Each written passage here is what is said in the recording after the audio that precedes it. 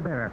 Their spots here at Soldier Field, an important early season game. Bears up 2-0, Vikings at 1-1. This is very important. Well, it is, Tim, but Jerry Burns last put things in perspective when he told us he's in his Viking team in here with the intention of having a balanced offensive attack.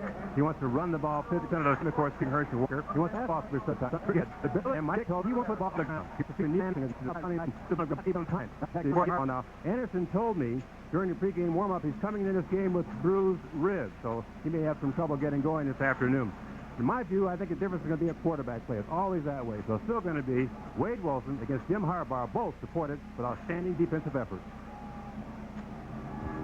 Well, the Bears are going to receive the ball first, Irv, and it'll be Donald Igwe-Buike kicking to these two young men, Dennis Gentry and Johnny Bailey, the exciting young rookie on the Bears' return squad. Igwe-Buike, the Nigerian who came from the Tampa Bay Bucks and has done awfully well in his first couple of games with the Vikings, as the Rich Scarlett continues to be a holdout over there. And we are underway. Gentry from the end zone will bring it out.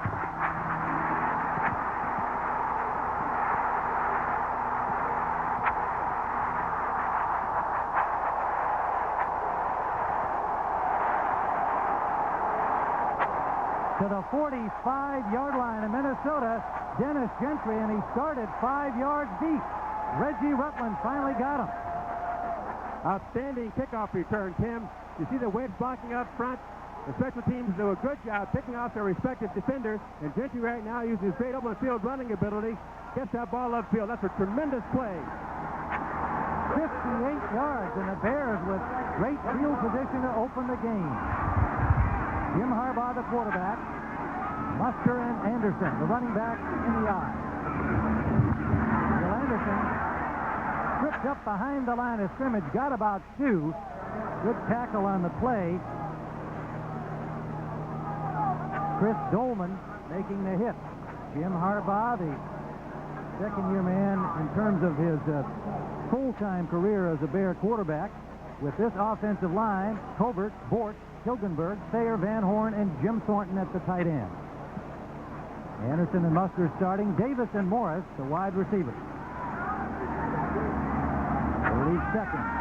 And about 8. A long 8, closer to 9. A good defensive play by Dolman, upsetting Anderson on the first play. Muster inside to the 40-yard line of the Vikings. Gain of about 3, close to 4. Henry Thomas made the tackle, number 97. In Minnesota defensively, a great front. Noga, Thomas, Millard, and Dolman. Linebackers, Ray Berry for the injured Deuce Bobick on the left side. Studwell and Merriweather off to a great start on the right side. Carl Lee, Rutland on the corners. Joey Browner, an all-pro. Darrell Fullington, the safety. Let's go, Frio!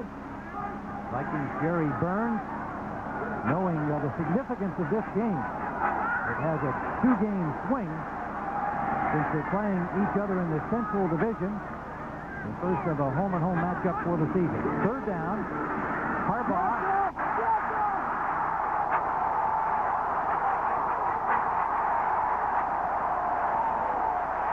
All the way inside the 25-yard line to the 24 of Minnesota. Good judgment on Harbaugh's part with shotgun position, trying to hit the short flat here. Everybody's covered. Now, Floyd Peters, the defensive coordinator of the Vikings, says Jim Harbaugh is like having a 12th player on the field. You can't account for him on a defensive scheme. When he runs, we could be in trouble. So Jim Harbaugh, who does like to run, but is being asked to be a little bit more conservative, found the opening there and gets the first down and has the Bears inside the 25.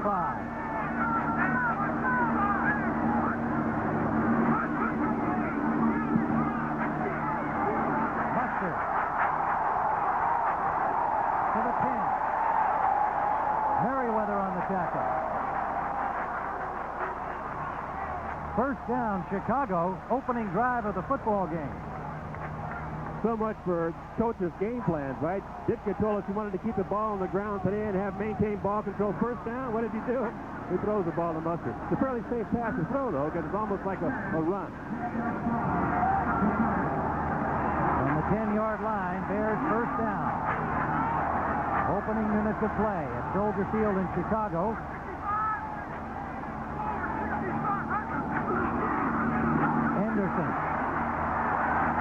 for about 4 yards.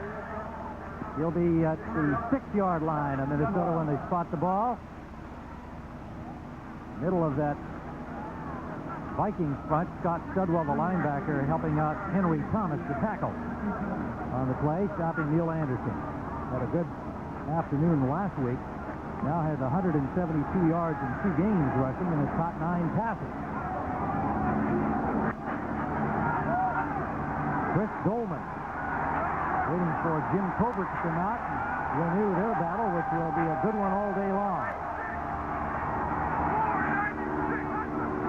On 2nd down, Hustler inside, batters his way to about the 3-yard line.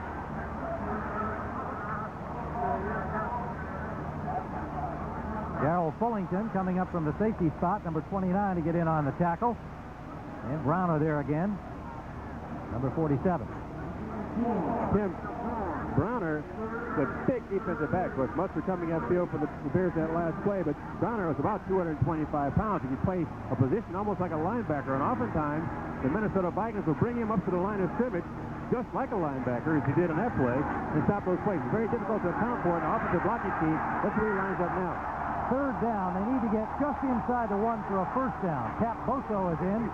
2 tight ends in for the Bears, and Mustard blasts through into the end zone. Touchdown.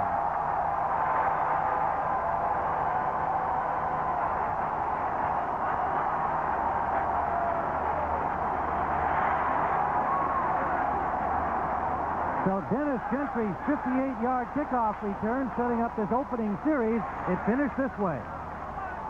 Pratt coming off his left guard. Well-conceived play series, though, Tim. Right from the very onset of their offensive drive. Mixing up their plays, 1st down, throwing the ball now down inside the 1-yard line, running a trap for the touchdown. A penalty flag behind the line of scrimmage on the play.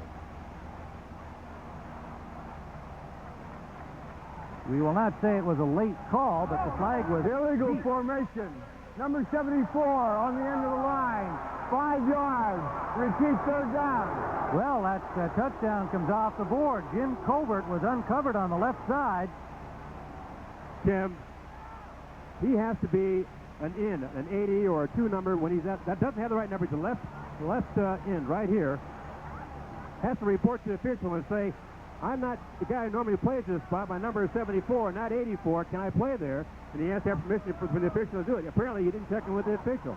That's an oversight. A costly oversight indeed, as the 6 points comes off the board. And instead, it is 3rd down for the Bears. And they're going to spot it at the 8-yard line, just outside the 8, 3rd and 7.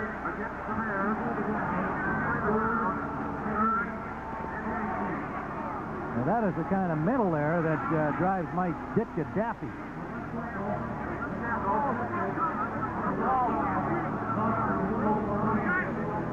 It could also be very costly for the Bears. When you're down here inside the 10-yard line, that field shrinks in a hurry. Ditka knows that as well as his offensive team, and a great defense like this makes it very difficult to get in there. Mustard and Anderson still the running back. Short drop from Harbaugh, gets the ball off. It is caught, but good defensive work by Reggie Rutland, dropping the receiver, Ron Morris, as soon as he caught the ball. Pickup of only a couple on the play. So the touchdown will now more likely turn into a field goal as Kevin Butler is on the field. Jerry Fontenot will be snapping the ball. Tom Zach, the backup quarterback, will be the holder. And they'll spot the ball at the 13-yard line, just outside the 13. Butler, as you see, 2 of 3 in the first 2 games of the season. A 23-yard try. And Butler nails it. So the Chicago Bears have a very good opening drive, but a miscue deep takes a touchdown off the board, and they lead 3-0. 9:52 to go, first quarter. So look at Lake Michigan. We're at Soldier Field in Chicago, where the Bears took the opening drive down for 3 points, which should have been a 6 because they had Muster in the end zone. But there, the man on your left, Jimbo Covert, failed to tell the officials that he was lined up uncovered out on the left side. It's really too bad, too, Tim, because Jim's been around a long time. He's an experienced offensive lineman. He knows his job is to report to the referee when he goes into a position that is not his normal tackle position. He was lined up as a tight end, didn't report, got the penalty. Saying, gee, how could you be so silly and missed a call missed that responsibility. Getting some sympathy from Keith Van Horn there, we assume, but it was a 39-yard drive after Gentry's 58-yard kickoff return. Butler's 23-yard field goal for the points and using up 5:08 on the clock. Flag did come down very late after Musser was in the end zone. Flag flew and the penalty was assessed. So Butler will kick it off. Deepest man is Herschel Walker, but it's a switch kick and it comes down at the 24-yard line. Brought out by Cedric Smith, the rookie fullback number 30 out of Florida in the 5th round, and Wade Wilson will bring out the Viking offense. What a start he has had. 6 touchdown passes in 2 games for Wilson. Gary Zimmerman, Randall McDaniel, Chris Foote, Craig Wolfley for the injured Todd Kalis, Tim Irwin and Steve Jordan, the tight end. Walker and Clark, the running back, Carter and Jones, 2 dangerous receivers. Walker on first down for close to 5 yards. Singletary there, number 50. And Mark Carrier, the rookie, number 20. Trace Armstrong, William Perry, Dan Hampton, and Richard Dent. There is a real rivalry against that Vikings front four. Rivera, Singletary, and Morrissey, the starting linebackers. And Wolford and Simpson on the corners. Sean Gale and Mark Carrier are the safeties.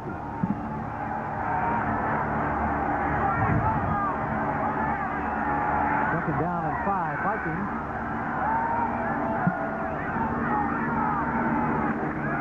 Walker broke 1 tackle, got through Ron Rivera, and turns it into a first down at midfield. Donnell Wolford finally got him. Herschel Walker is extremely effective from the I formation. That's his favorite set. And one reason for it, Tim, is that he has the ability to stand deep and see the entire field. He's a great back at coming off tackle and cutting off when his shoulders are square to the line of scrimmage. And the Vikings are now featuring him in that kind of a formation. Well, they're featuring him as frequently as they can get him the football. If you listen to Tom Moore, the new offensive boss of the Vikings, and that's something that they felt was not done a year ago when he came over in the big trade from Dallas. Wilson on play action. Deep. Interception.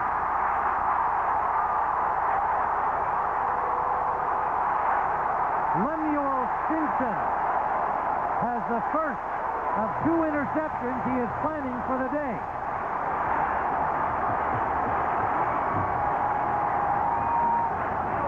This guy, Irv, is becoming quite a story. Certainly is. He told us before the game he expected to pick off 2 interceptions. They're in single coverage here. Wade Wilson trying to flag him off, and Stinson didn't go for it. Stayed with his receiver all the way. Great coverage. Picking up the ball and coming up for the interception. The Bears again putting heat on Wilson. Had to get rid of it. Throwing out of a well. Well, they asked Mike Ditka if he was worried about Stinson making these predictions he's been doing the first 3 weeks. Said the Bears don't start fires, we put them out. Smokey the Bear puts out fires. He says if you're big enough to say something, you're big enough to back it up. So far, Stinson is. Anderson on first down. About 8 yards. Well, there he is. They call him Lemonhead. Apparently his former secondary coach, Jim LaRue, gave him that nickname. He doesn't mind it. Lemuel, Lemonhead, close enough. Very likable young man. Great smile. He's a youngster, and he's seeing the big time for the first time, but he's very confident, too. He told me before the game, hey, Herb, I'm going to get 2. Well, he has 1 so far. He took the job away from Bessie Jackson, who had been the starter here the past couple of years. Stinson just worked his way into the lineup, and at 5'9" and 160 pounds thereabouts, he has become a vocal starter, a fun guy, and he's got the early turnover for the Bears. Keith Van Horn, slightly shaken up on the last play. Number 78 comes off. Earlier, Irv had a chance to ask Lemuel Stinson about what he thought had happened here today. And we're going to show you this young man. You'll hear from him because he's quite a character.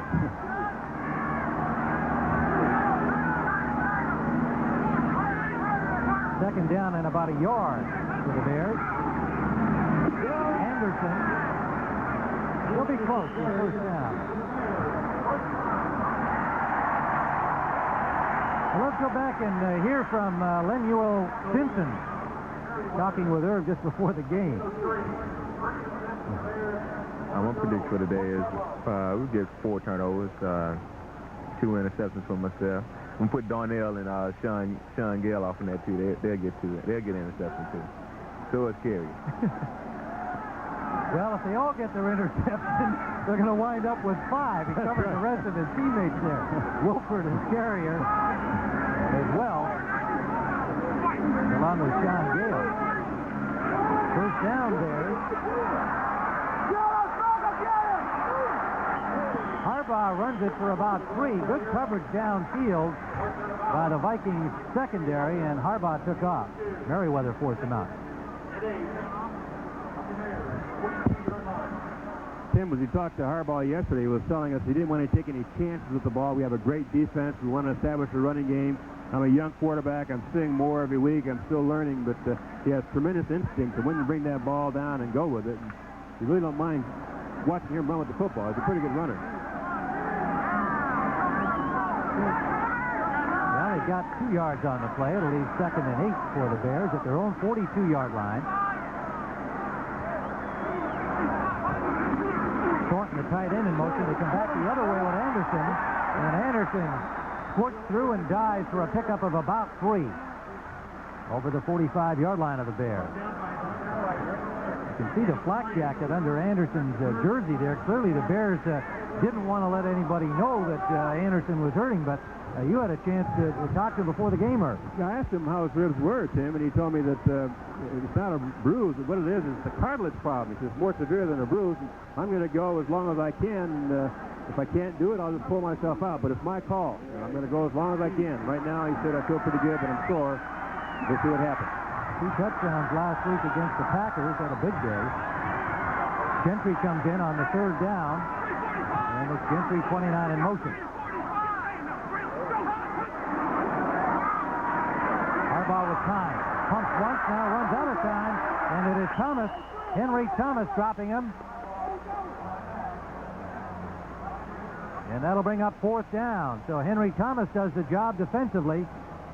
The least talked about, but equally productive member of that front 4. The thing that the Vikings are telling us, Tim, if they got the Bears in a 3rd and long situation, that's what we want. We want to be able to spread out, let our linemen go, run some stunts, put some heat on Jim Harbaugh, and that's where he was, and they nailed it. Ira Hillary, a Plan B acquisition from Cincinnati, is back to receive the punt. Maury Buford standing at his own 27-yard line.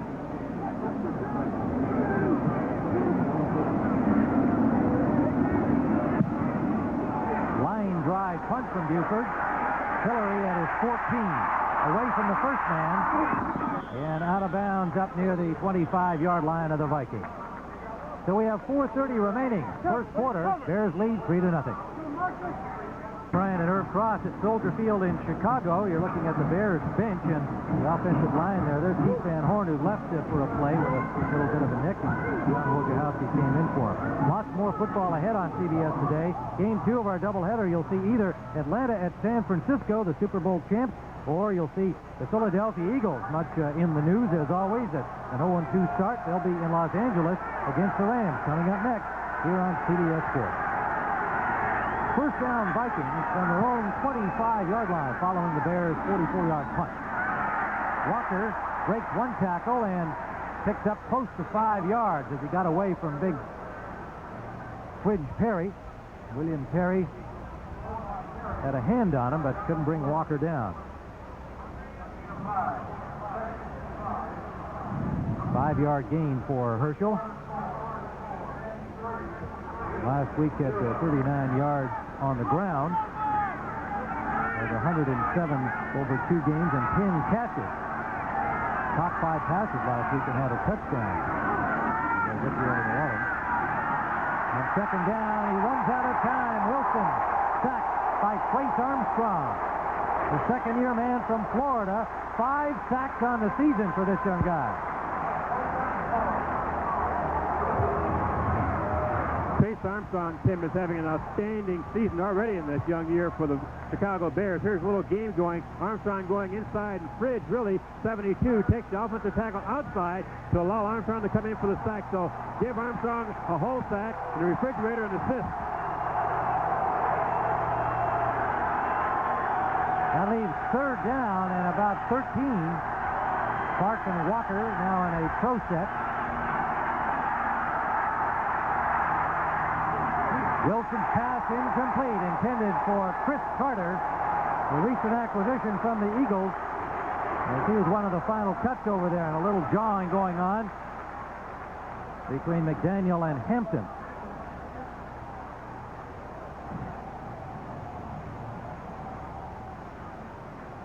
I would guess that somewhere along the line, Hampton probably thought McDaniel was holding, but it really wasn't. He was staying with his block.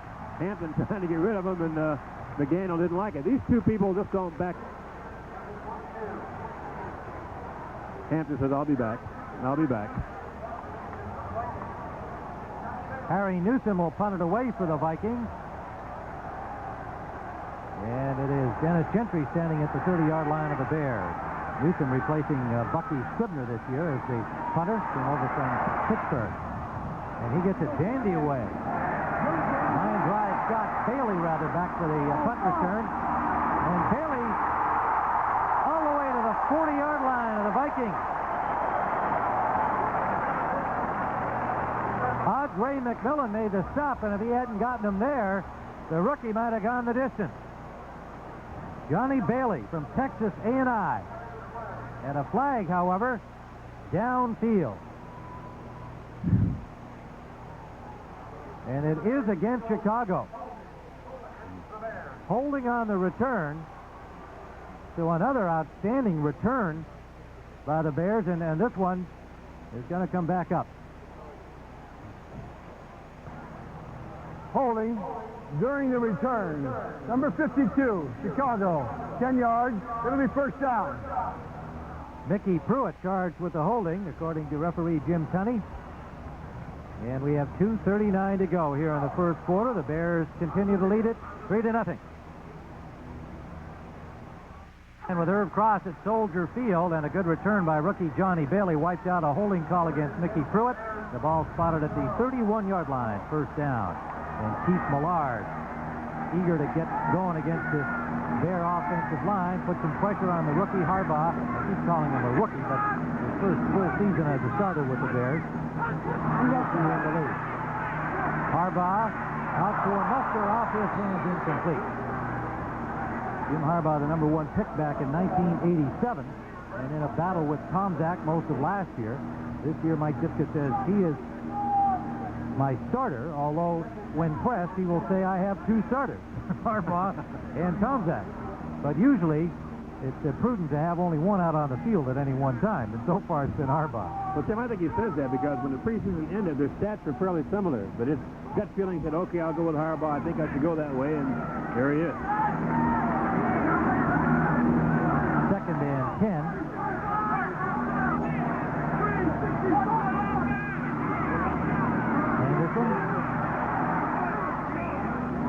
Near the 35-yard line, about a 4.5-yard pickup. But Anderson, sore ribs and all, has been kept busy in the early going. Studwell on the stop. He said he would go as far as he could, though, Tim. And, he's a gutsy guy. He told me that this is going to be a blood and guts kind of game. And, it's the black and blue division. You hear that? That's pretty much traditional here with Chicago and Minnesota. But he expected it to be a hard-hitting game. He didn't want to miss it. If there's any way he could play for the Bears, he'd be in uniform, and he's carrying the load once again. Dennis Gentry comes in on 3rd down and lines up in the wing, and now back in the shotgun with Harbaugh and Anderson.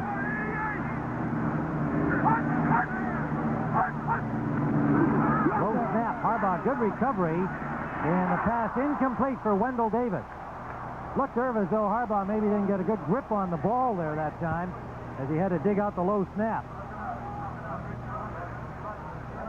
The Vikings did a pretty good job in the secondary coverage. If you're in nickel coverage, Harbaugh from the shotgun can't find anybody open, and all you have to do is just give this Viking defensive line a half a count. And I'll tell you, they're there. They put a lot of pressure on them through an errant pass. Ira Hillary awaiting the punt from Buford. Hillary standing at a 25-yard line. Hillary, a 4-year man out of South Carolina, coming over from the Bengals. Is a Plan B free agent this year and see some time at wide receiver as well. Buford's high punt Be a little bit short. Comes down at the 33. Is down there by Maurice Douglas. And they'll spot it close to the 35-yard line. So we have 1:33 remaining first quarter. It is still a 3-0 game for the Bears. There himself, Mike Ditka. The Chicago Bears leading 3-0, 1:33 to go. And in this first quarter, the Vikings have had only 6 offensive plays with less than 2 minutes to play. The Bears have had the ball 9:55 compared to only 3:32 in time for the Vikings. Wade Wilson 0 for 2, the one interception by Lemuel Simpson. And it is first down Minnesota, just inside their own 35.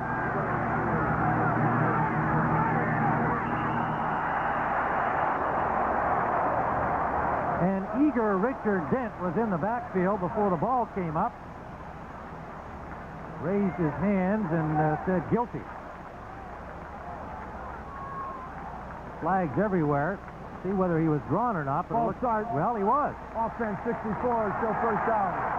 He wasn't saying guilty. He was raising his hands in exultation. The penalty is against McDaniel.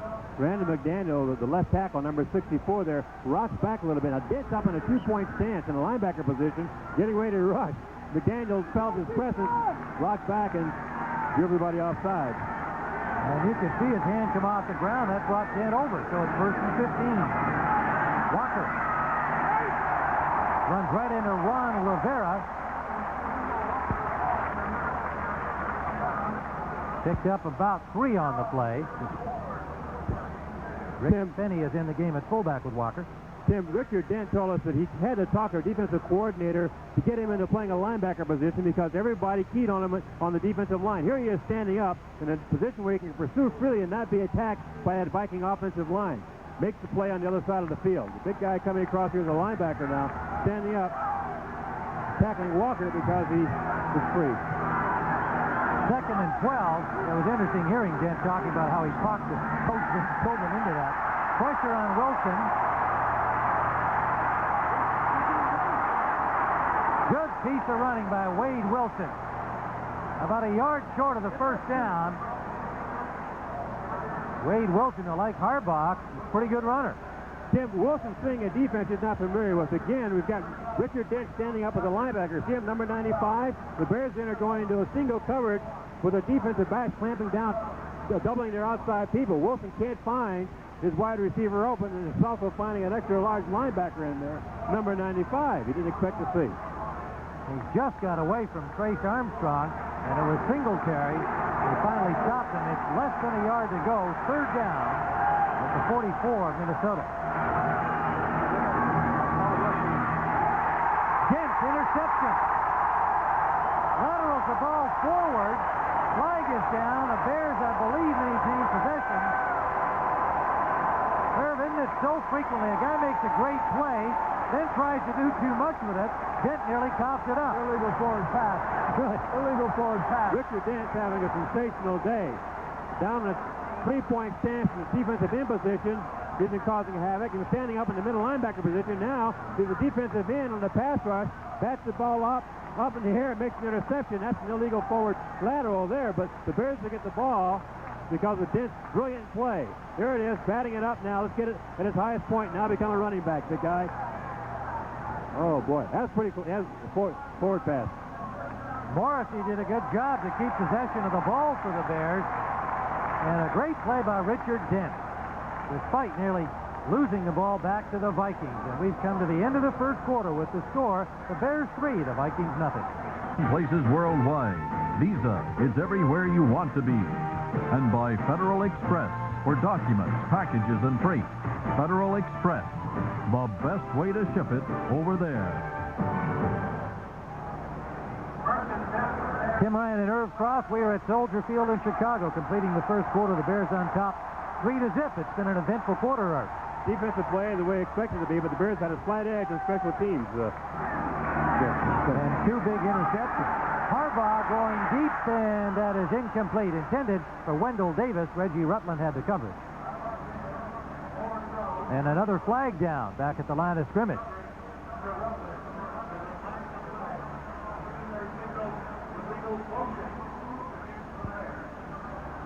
The penalty will be against Chicago. Referee Jim Tunney. Tim, in that first quarter, we expected great defensive play out of both Illegal teams. motion. 2 men on the offense were moving. The penalty is declined. It'll be second down. And we had that. There's a defensive leader of the Vikings right there, Floyd Peters, my old ex-teammate in Philadelphia. But the special teams area was a big area in that first quarter. The Bears had a decided edge in special teams. And of course, the turnover area. They took out a couple of interceptions. That made the difference in the game. If you had a touchdown and took it off the board, that's going to come back to hurt them. So it is second down, second and 10. The Vikings decline the penalty. And Anderson gets back about 4 yards. Again, some more conversation downfield. Jim Thornton into it with a couple of the Viking defenders. So temper's starting to flare a little bit here in this rivalry that goes back to 1961.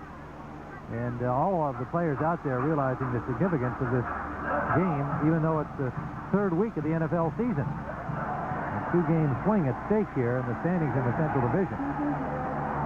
Third down, Bears. They go to the shotgun. Quinton Smith, an extra wide receiver, number 85 on the field. By deep for Smith for Wendell Davis, and it is incomplete. Coverage by Michael Brim, number 44, running stride for stride with Wendell Davis. And the Bears will have to punt. No.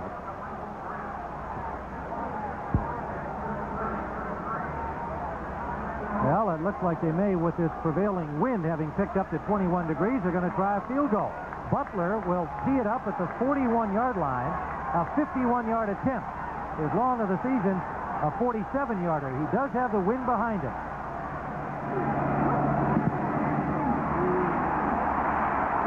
And it's good.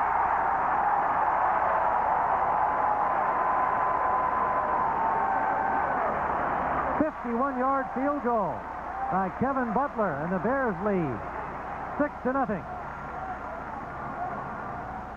And Irv Cross here at Soldier Field. And in the second quarter, the Bears leading 6-0. A 51-yard field goal by Kevin Butler. I thought they'd punt there, but the wind has come up by about 10 degrees. Now, here's what's happened so far. Imagine Wade Wilson with the start he's had this season. He's 0 for 3 here. I got really surprised because they expected to be able to throw the ball fairly well against the Bears, and he's come up so far with a goose egg. But I think the critical play in that first quarter was the touchdown the Bears had that was called back. Yeah. Because Jim Covert didn't report. He came in to play tight end, and because he's an offensive tackle, he has to be able to report to the referee in order to be able to play opposition. He didn't do it, and the Bears wound up losing a touchdown. So, well, in a game that's this close at this stage of the game, that certainly could come back to haunt them as it goes on. It is expected to be a defensive battle with two strong units defensively. So we'll certainly see as events unfold whether or not that 6 points plays a big, big role. Butler's kickoff taken by Walker at the 5. Walker to the 46-yard line. Finally stopped by David Tate, and Tate slower to get up than Walker, as Walker lowered that head and really flattened out the tackler. Lowered that head and flattened out tacklers. When he gets the momentum going, you're talking about a man who's about 230 pounds, who's a world-class sprinter. Now, when he gets that speed going, he can cause a lot of damage. Look at the players bounce off of him. Great return. So it is first down at the 45-yard line. Vikings unable to get anything started. 2 interceptions against Wade Wilson that stopped any offense they might have gotten started. Finney breaks loose to the 41-yard line of the Bears. Nice piece of running by the 4-year man from Washington. Stinson and Rivera on the tackle. And a first down, Vikings. Finally into Bears territory with a chance to make something happen.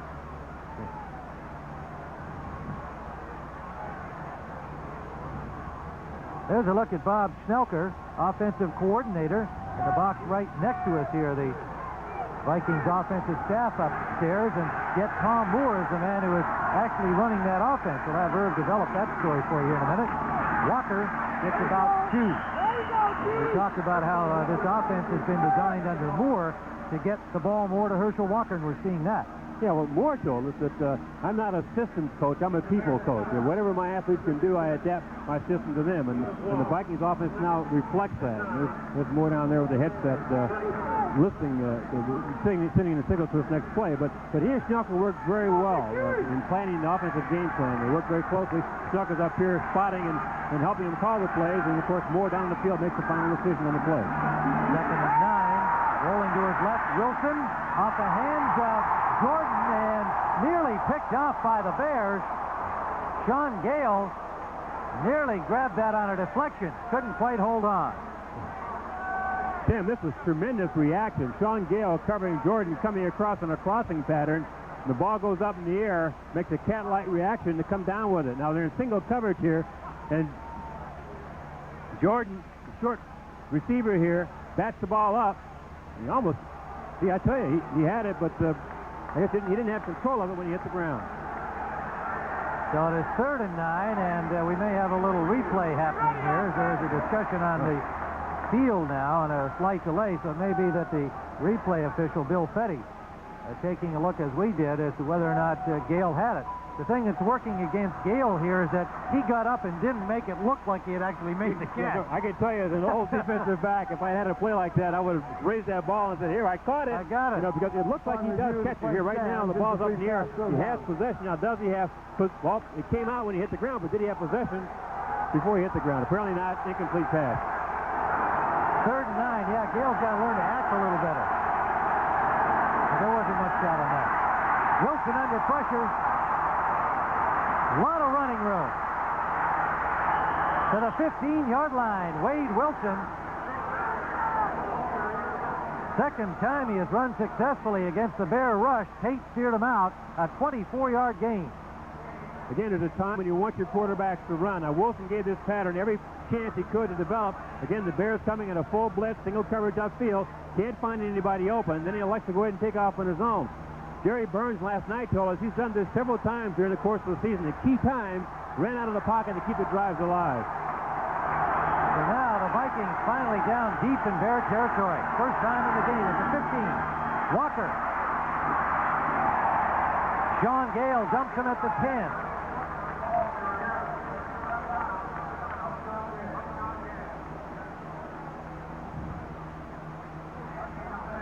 It'll be 2nd down and about 4 for a first down at the 10-yard line of Chicago.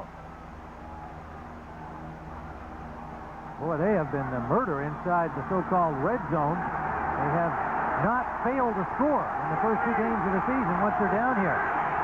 Big difference from last year, Tim. 2nd and 4. Walker. Walker this time is stacked up. Got a couple of yards.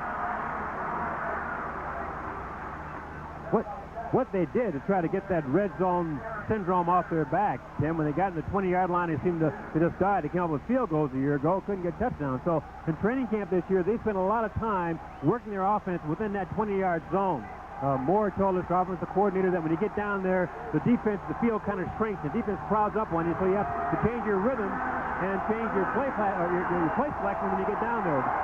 Vikings apparently have done it successfully this year. Sure has. They've scored all of their touchdowns in there on passes that they have been scoring. Walker. Stuffed this time, Dan Hampton. A flag is down. Hampton, number 99, making the initial contact. Maybe a yard at the most and stopped short of the first down. And the penalty is against the Vikings illegal procedure. And you saw Mike Singletary said, we'll decline. It's 4th down.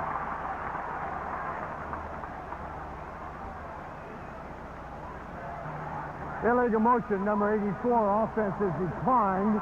It'll be 4th down.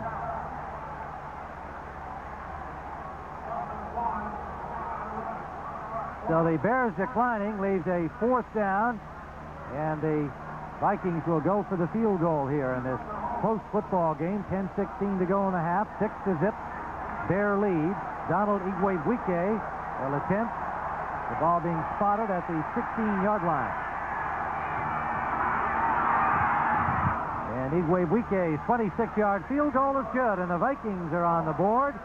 And the close game we expected is as is, 6-3 Chicago. Coach Jerry Burns applauds the field goal try by Donald Igwebuike and the 3 points, and then does a little housekeeping out here. Head coach of the Vikings got another career going here, groundskeeper. Replacing divots, huh? That hair looked a lot like, the grass looked a lot like Jerry's hair, too. You know, he's well known for not going to the comb too much. On the kickoff, it's buried at about the 18-yard line. James Rouse, the Bears rookie fullback, had a little trouble handling the ball. The Vikings going 47 yards in 8 plays, and the man they call Iggy knocking it in from 26 yards away against the wind. 3:39 off the clock. Mike Ditka sporting a brand new leather jacket and sartorially splendid. In fact, he saw an ad for those in the magazine, I'm told, Irv, and ordered up a bunch for his staff, and they're debuting them today. That's right. They have them, and they're very proud of their jackets. It's a very comfortable jacket, a good-looking jacket, and the coach decided he liked it, so he bought them all for his staff as well. Black leather fits his image, too. 6-3 Bears in the second quarter. 9:53 to go. Chicago at 18 on first down. Anderson, not much. Good defensive reaction at the left side of the Vikings front. Al Noga, number 99, made the stop. Joey Brown, the number 47, the strong safety, is in a position where he can come up and make this play, but it's so cleanly blocked. See Thornton clearing him out of there, and the point of attack did a pretty good job, and Anderson comes up with a good game. It is second and about 8 yards for the Chicago Bears, just inside the 20. Morris goes wide to the left. Jim Harbaugh brings him to the line with Davis to the right.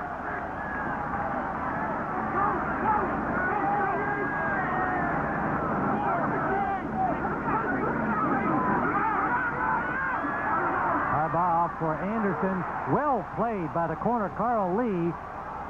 Read that perfectly and dropped him in his tracks. Loss on the play of nearly 4 yards. Carl Lee, the Pro Bowler, Marshall College in his 8th year.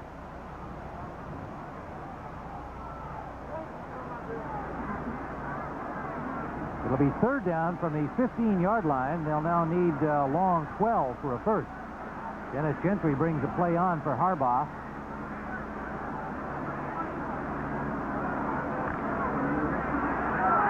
6-3 Bear lead. 2 interceptions by Chicago early against Wade Wilson, stifling the Vikings attack. They finally got on the board a couple of minutes ago on a field goal. Harbaugh in trouble. Harbaugh swarmed under by 3 Vikings. Got back near the line of scrimmage, but it'll be 4th down. Studwell and Dolman, Millard, a whole bunch of Vikings in on it. The defensive line really saved the day on that play, though, Tim, because upfield, tight end James Thornton, they're broken clear. The Vikings were in a nickel defense. Corners came up and played short, and somebody released Thornton, and he was out there scot-free, but didn't have time to... Harbaugh didn't have time to deliver the ball. Hillary waits for the punt at the Minnesota 40-yard line. They should line up with good field position here. Buford standing at his 3 for Chicago.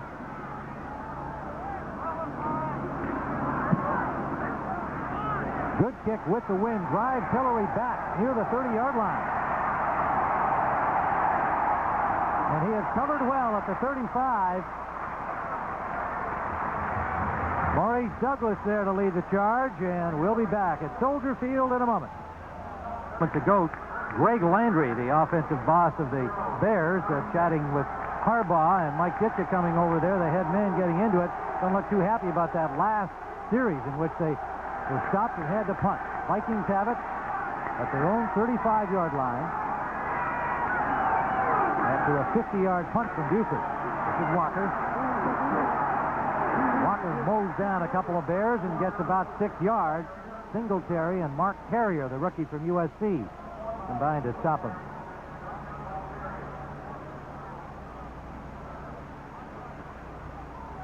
Richard Dent, again, playing this linebacker position. He's free to roam here. Now he's playing the middle linebacker, and he'll be the guy to pursue this thing. Let's see how Carrier is cut off, trying to come through the on a blitz.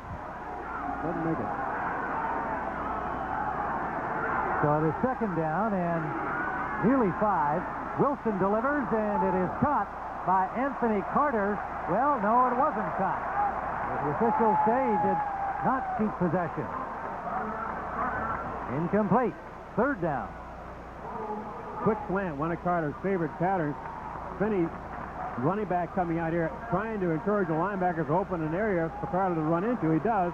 For the ball, looks like he has it right here. Can't quite have it. Yeah, it bounces out. Didn't quite have control. Split out of his hands.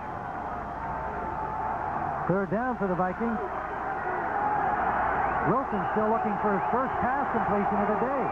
6:29 to go in the half. And now it may be that the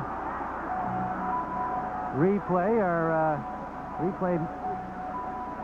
officials are looking at that, perhaps. There's a huddle on the field. That usually means they're huddling up top here.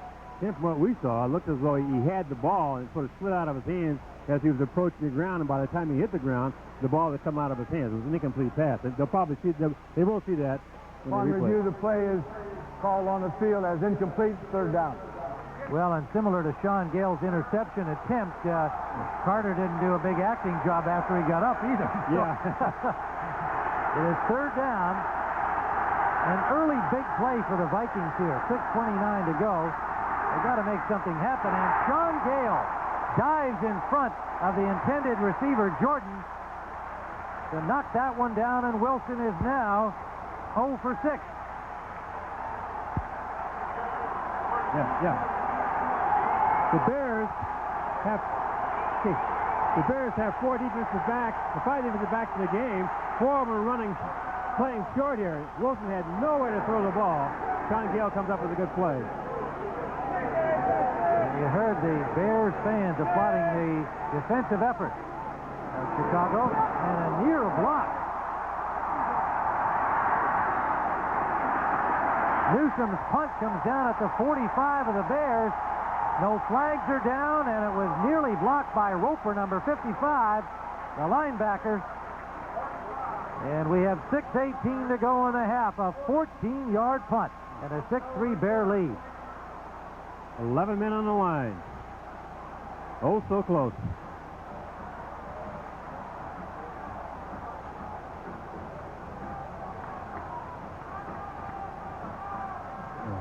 See it one more time. You see Roper coming right up the middle here, number 55.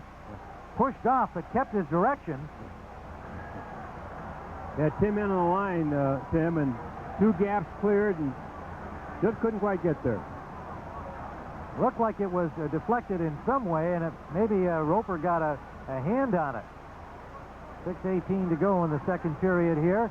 The Chicago Bears have stifled the Vikings offense entirely and have a pair of field goals for a 6-3 lead. Kevin Butler, his second one from 51 yards away with the wind behind him. And the Bears, remember, had a touchdown called back early in the game when Brad Muster had scored on their opening drive, but a penalty against Jimbo Covert for lining up uncovered on the left side without a tight end outside him brought the ball back, and the Bears had to settle for a field goal. Jerry Burns certainly has to be disappointed, and I don't think Mike Ditka has shown real happiness yet. Even though his team is on top, it's been a good defensive effort, but they haven't moved the ball early. No, they haven't moved the ball at all, Tim, but, both these coaches worked very hard this year to try to bring back team morale. You know the story about the Vikings going down to New Mexico to bring their club together and experience several challenges of the team and develop morale there, and the Bears did it a different kind of a way. Mike Ditka had the T-shirts printed in training camp with team embossed on it, and they sort of had that team philosophy and team feeling throughout the entire season, and they're mostly close right now, both clubs. First down at the 45-yard line after the 14-yard punt.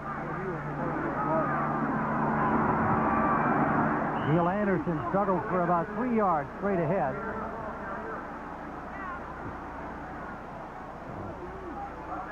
And Henry Thomas, in on the tackle, is holding that left ankle.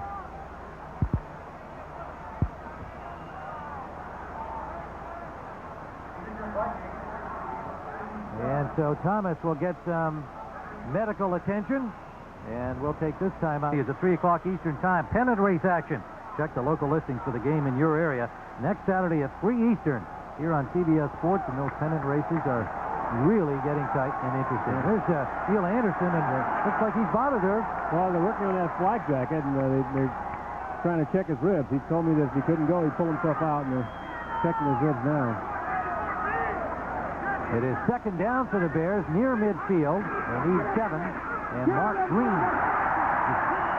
Good piece of running for a Chicago first down at the 45 of Minnesota. So Green in for Anderson, the second-year man from Notre Dame. Johnny Rowland said, here's a young guy that's really improved. He's learned so much in his second year. And they think very highly of Mark Green's future as a Chicago Bear running back. Right now, just a backup to the great Neil Anderson. And Anderson back in there.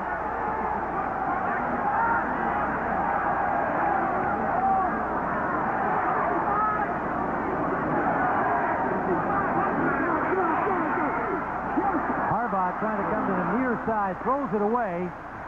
Good coverage out there. Anderson, the swingman, had both a linebacker and one of the defensive linemen ranging out there, Al Noga. Talking about baseball, scoreless in that game involving the Blue Jays and Red Sox in a battle in the American League East.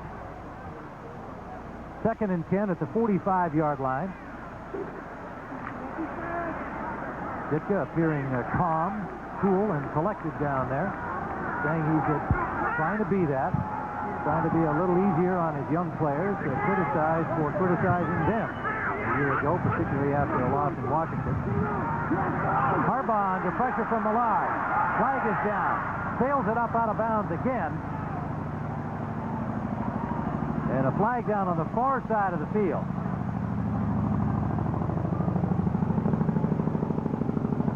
Twice now, Irv Harbaugh has thrown the ball away, and I think coaches like to see that. Don't take a chance for an intercept.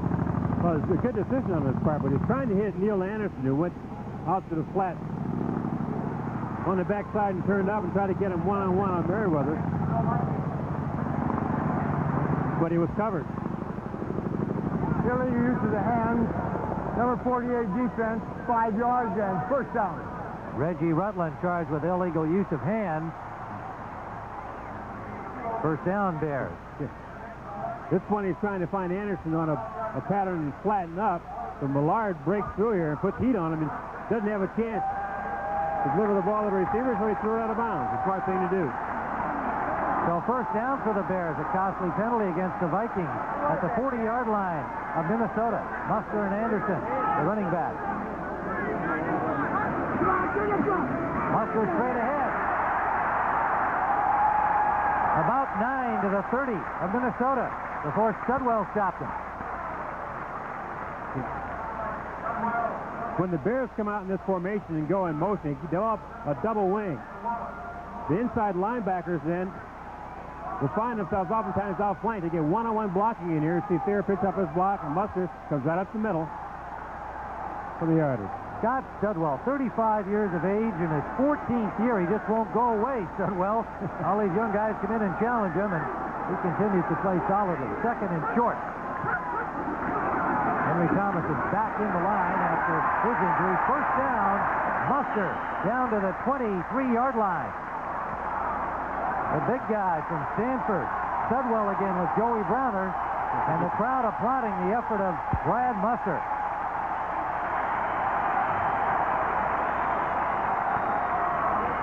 The Bears seem to have everything going for them. When action goes away, this linebacker will chase, but he gets cut off. As a result, Muster's able to come in here and get yardage. Action goes away, still chase, cut off, and there he is. Muster upfield for the yardage. Brad Muster is playing in pain from a back injury, playing well. Anderson wide, gets about 3.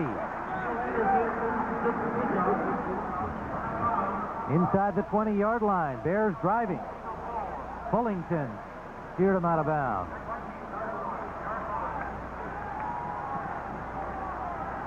This is the ground attack that you talked about at the beginning of the telecast, Irv. The Bears would like to be able to do. Keep Harbaugh out of trouble, grind it out, use up the clock. Staying right with the game plan. They feel the best way to control a defensive line that rushes as well as the Vikings is to run at it. Run at it. Don't give them a chance to get a full-headed steam up to nail your quarterback. Cincinnati doing a job on New England, and they have one touchdown off a fake field goal in that game. Second down and 6, and a big hole. Another Bear first down for Brad Muster. Okay. Now what you have, Tim, is a situation where the Bears have had success running straight ahead. Now they come across with a trap. You see number 62 trapping here. Mark Bortz picking up his block, and Muster coming through scot-free. 6'3", 235-pounder running behind this offensive line. This is their 6th year together, and every coach will tell you that that kind of experience together makes a tremendous difference in a line, and they are playing cohesively this afternoon.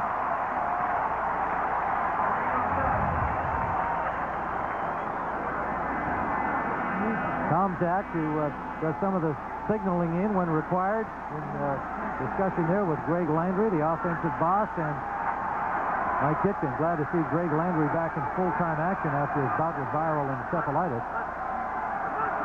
First down, Bears. Muster bowls his way for another 3 yards to about the 7-yard line. Irv, you know, they said this guy, because he's so big that they don't like to see him running so upright, got him trying to bend over a little more. Whatever he's doing it well. 2 minutes to go. Chicago with 2 minutes to play first half. Obviously, defense has dominated, but the Bears are driving down inside the 10-yard line now, and they have all 3 timeouts remaining. You'd assume they continue the same strategy, Tim. Keep the ball on the ground, because Ditka wanted to do that. He's had a lot of success with it. Running basically over his left side, over Jim Colbert and Mark Bortz, doing a pretty good job against Dolman and Millard. They're neutralizing these people and controlling them on the ground. So I assume they've had success running it. They'll continue to do it, try to drive it down their throats. 8 plays in this drive. Anderson and Muster have been carrying the mail. Anderson forced wide. Touchdown.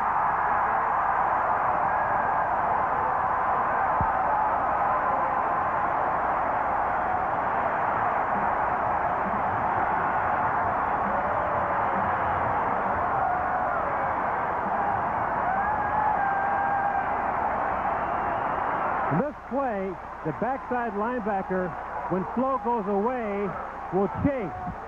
Now watch what happens.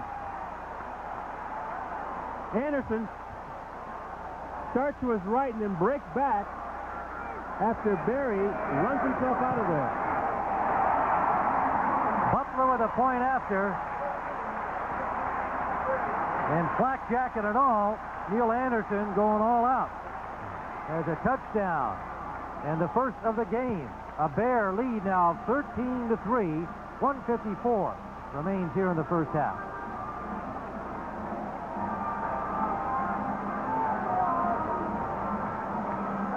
Well, Jerry Burns has watched his offense in the first couple of games, even though they lost at Kansas City. Tremendously impressive last week, but they have been absolutely shut down in the first half here against the Bears today. 2 costly interceptions, and Wayne Wilson against a very solid pass defense has not been able to break through. Does not yet have a completed pass. Well, Neil Anderson will go to the locker room early here. As Irv told you at the beginning of the game, he spoke to them when they were out during the warm-up, and obviously those ribs bothering them a little bit, but they're not bothering his feet. He's running pretty well, Tim. But what he told me is all that most people thought he had just bruised ribs, but instead he has this cartilage damage, which is more severe and is very painful. And he played this entire first half, believe me, in tremendous pain. But what an effort on his part. 1:54 to halftime, and when we reach that point, Ray Gumbel and Terry Bradshaw will have all the scores and highlights. Latest information around the NFL. Butler kickoff all the way to the end line, chased by Walker there, and so the Vikings will start from their 20. At 1:54 to try and make something happen here. Wade Wilson looking for his first completion.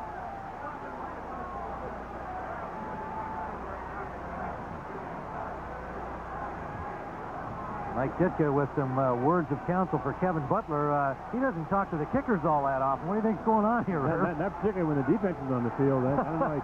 Maybe he's planning to get the ball back and take a long field goal. Well, he got that one through the end zone, so he can't be complaining about his kickoff. First down, Vikings. They go to the shotgun in the 2-minute drill. Walker, good defensive play. Sean Gale. Okay, no time. 140, loss on the play of about 2.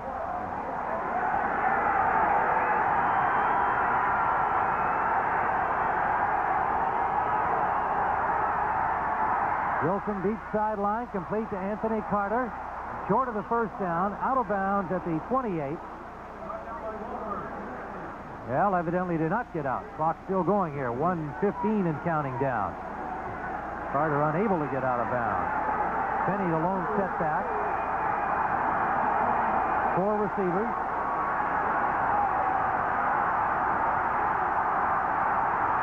Wilson to the release man. Penny dropped the ball. Mark Carrier coming up to cover him. Clock stopped with 58 seconds left. There's the rookie from USC.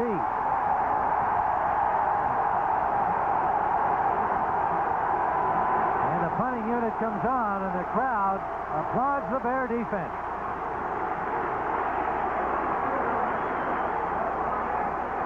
Harry Newsom standing at the 13-yard line of Minnesota.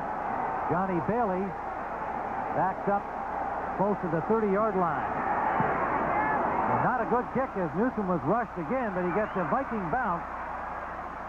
And it'll be down at the 34-yard line of Chicago. A 39-yard punt. 49 seconds remain.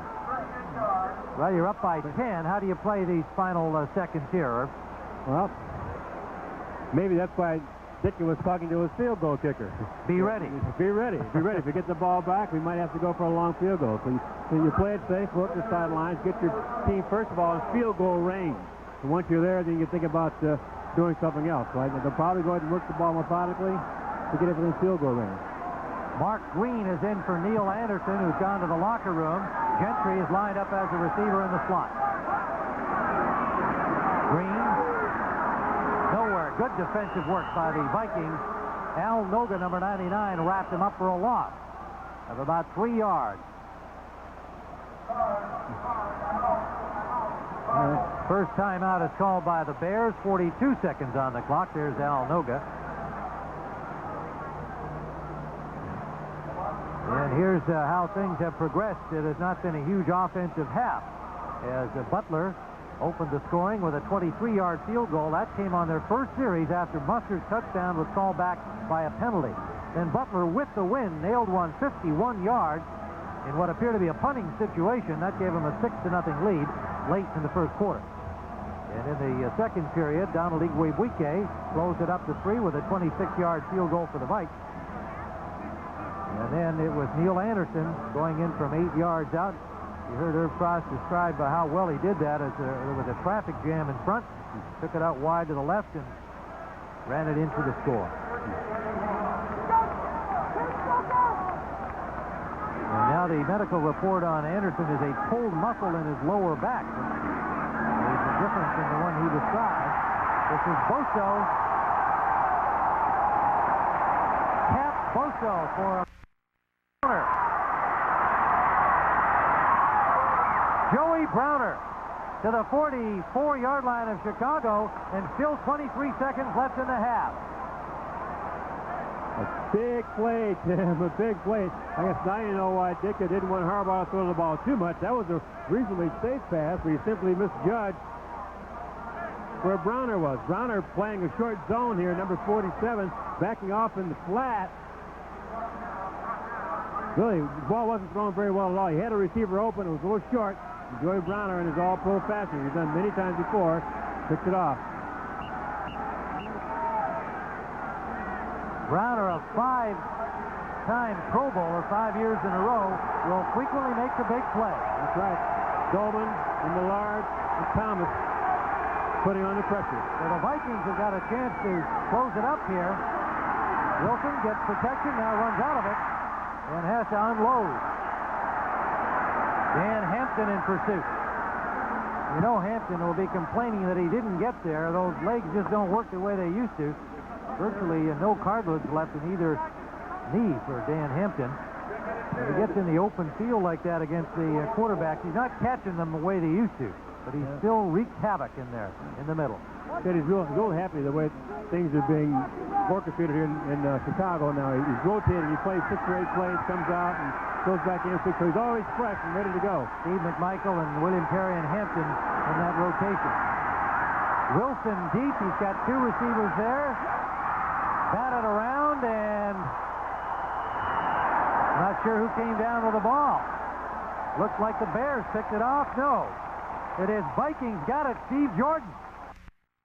Difference though, Tim, because Burns' strategy could have been entirely different. He may have gone in and thrown a pass for a touchdown or done something else, but looking at the clock, feeling it was pressured to make only one decision, go for the 3 because we didn't have any time left to do anything else, that's what he did. Well, what's unclear at this point, we'll try to clear it up for you, is whether or not those 3 seconds remained when there were 7 seconds showing, should it have been 10, or were there 3 seconds when the clock came to 0-0, and we'll try and get that answered for you. Nonetheless, the Vikings will kick it off, and the Bears will have a kickoff return.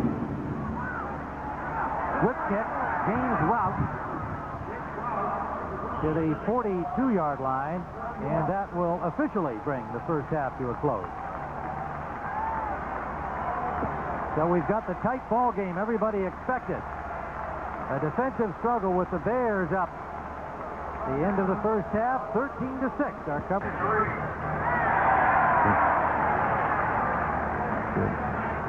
Tim Ryan and Irv Cross back at Soldier Field in Chicago, where the Bears lead 13-6 to clear up the clock situation at the end of the half. Irv, what we're told officially is that there were 7 seconds left when they kicked the field goal, but that they counted down more than they should have. There were 3 seconds still to play, and that's why they had to come back on the field and finish it up. Okay, that wouldn't have affected Burns' decision at all then. He made the call with the time left on the clock, and he would have kicked it under any circumstance then. And so that got them close to really making a new ball game here in the second half, but obviously Wilson has got to get the offense going. Now, one of the things that they do awfully well is run out of one formation that features Herschel Walker, and under cross-examination. We're going to take a closer look at it. Okay, it's the I formation. Everybody talks about getting Herschel Walker in the I, and what the I is a formation where the backs line up directly behind the center. And what they're trying to do is get Herschel Walker to be able to have full vision upfield so he can then break off, tackle, and go upfield. He does that very well. Now, they ran that play 5 times in the first half. 4 runs and 1 pass. The 4 runs equaled 18 yards. So the Bears have done a great job shutting down that formation, which is the one Herschel Walker likes best. That's one reason why they're winning this game. Well, so Walker has 31 yards in rushing overall on 9 carries in the first half. His counterpart for Chicago, Neil Anderson, who left late in the half with an injury, 11 carries, 43 yards, and a touchdown. And we'll be waiting to see if Anderson gets back in. He started this game with bad ribs, and then we're told he has a pulled muscle in his lower back. So we'll keep you up to date on Neil Anderson. The Bears will kick it off as we're underway on this beautiful fall afternoon, the first day of autumn. Good kickoff taken at the 30-yard line by Alan Wright of the Vikings, and he gets near the 30-yard line.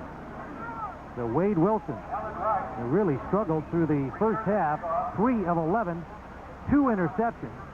We'll try to get it cranked up here in the second half. It's the kind of change they make then, because we know they wanted to come in here with the idea of trying to run and pass equally, but now they've gotten themselves in a situation where they're only a touchdown down. They can stay with the normal offense, but they may be tempted to put the ball in the air just a little more than they planned.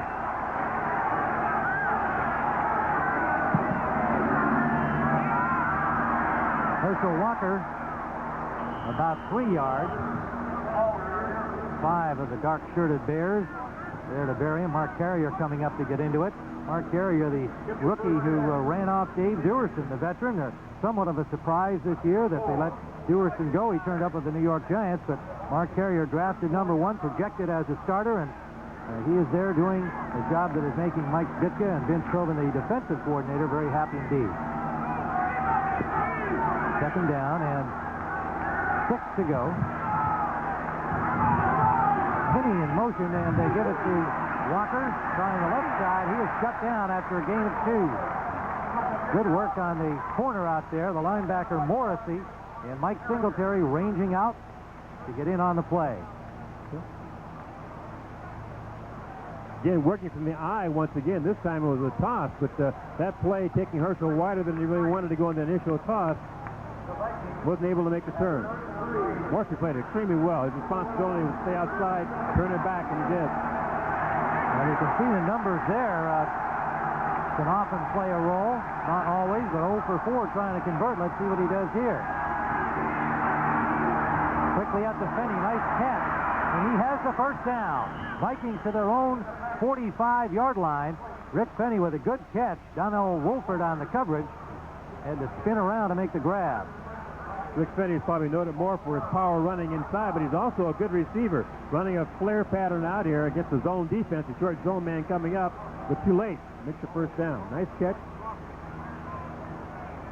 And there's an injured Viking down. Medical attention forthcoming out there to check him out. It's an interior lineman. And Chris Foote, the center, number 62. Foote has been playing for Kirk Loudermilk, a late reporter, a holdout, and Loudermilk signed and played some last week, and now in the game here, number 63. The feeling is when he gets back into game condition that Loudermilk will be restored in his normal starting role at center. Jerry Burns describes him as having a little wider base than Chris Foote, and that's evidently a desired quality of the center. First down. Wilson with time has his man, Anthony Carter, and another Viking first down at the 45-yard line of Chicago. So a good start here in the second half for the Vikings. Big difference, Tim.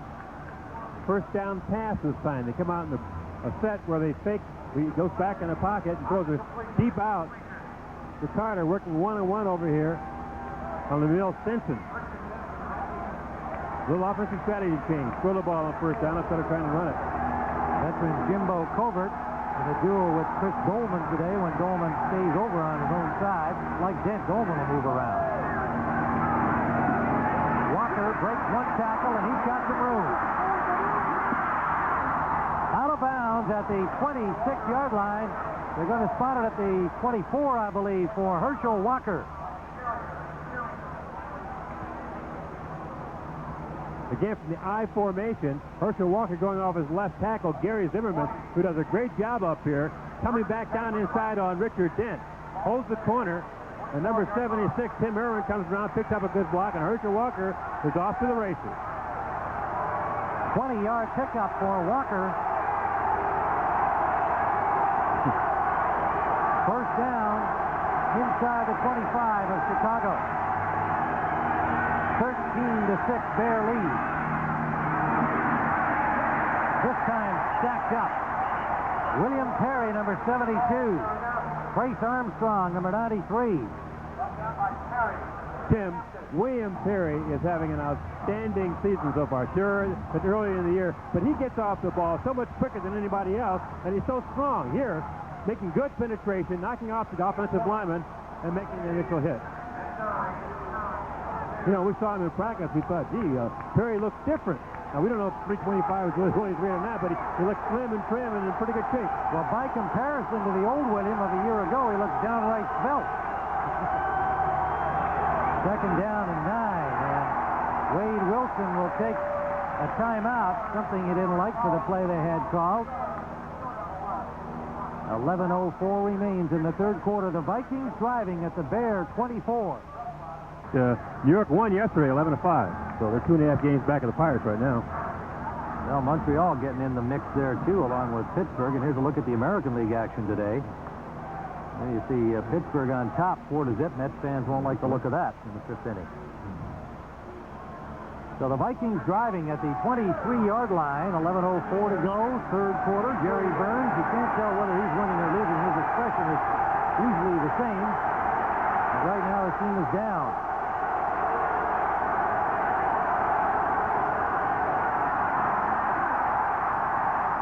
Wilson under pressure, intended for Carter. Carter wanting an interference call, but no flags fly. It's just an incompletion. Carter complaining about the coverage from Sean Gale. Wilson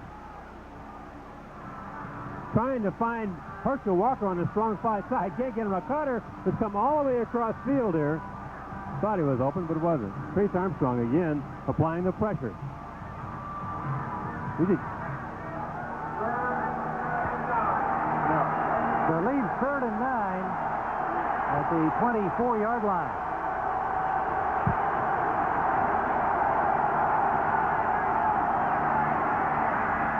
Wilson complete to Hassan Jones. Pulled down at the 4-yard line. David Tate, number 49, got him, or he would have been in the end zone. A big play receiver, Hassan Jones, somewhat in the shadow of the better-known Anthony Carter.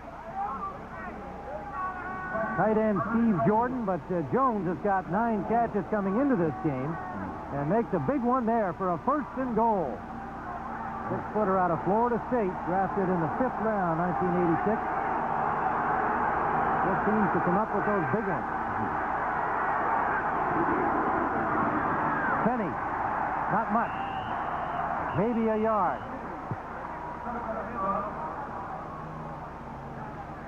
Second and goal. Inside the 4-yard line. Tim, you get the feeling that knowing as strong as that Bear defensive line is, it's very difficult to ram the ball inside like that. That sometimes you might want to run a play to set up another one. Let's see if the Vikings come back with some kind of play pass action, but it's tough territory down there. Well, with all of the success they've had in the first 2 games, throwing inside the 20-yard line, inside the so-called red zone, one would think that that's the way they'll try to get it in the end zone here. Wilson intended for the tight end, incomplete. The tight end Mike Jones, the rookie from Texas A&M, number 82. Tate on the coverage. When Wilson sees the tape on this in practice, he'll say, oh my gosh, how did I miss? He had 2 other people wide open, elected to go to Jones and threw the ball incomplete. 3rd and goal.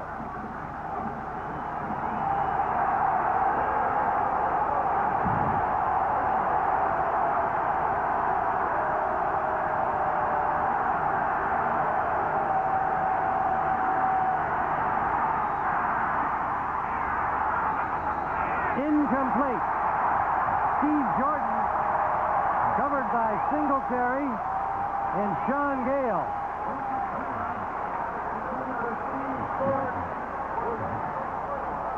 Tremendous goal line defense, Tim. Steve Jordan working to the outside against the linebacker, finds 59 Rivera and Singletary on the spot.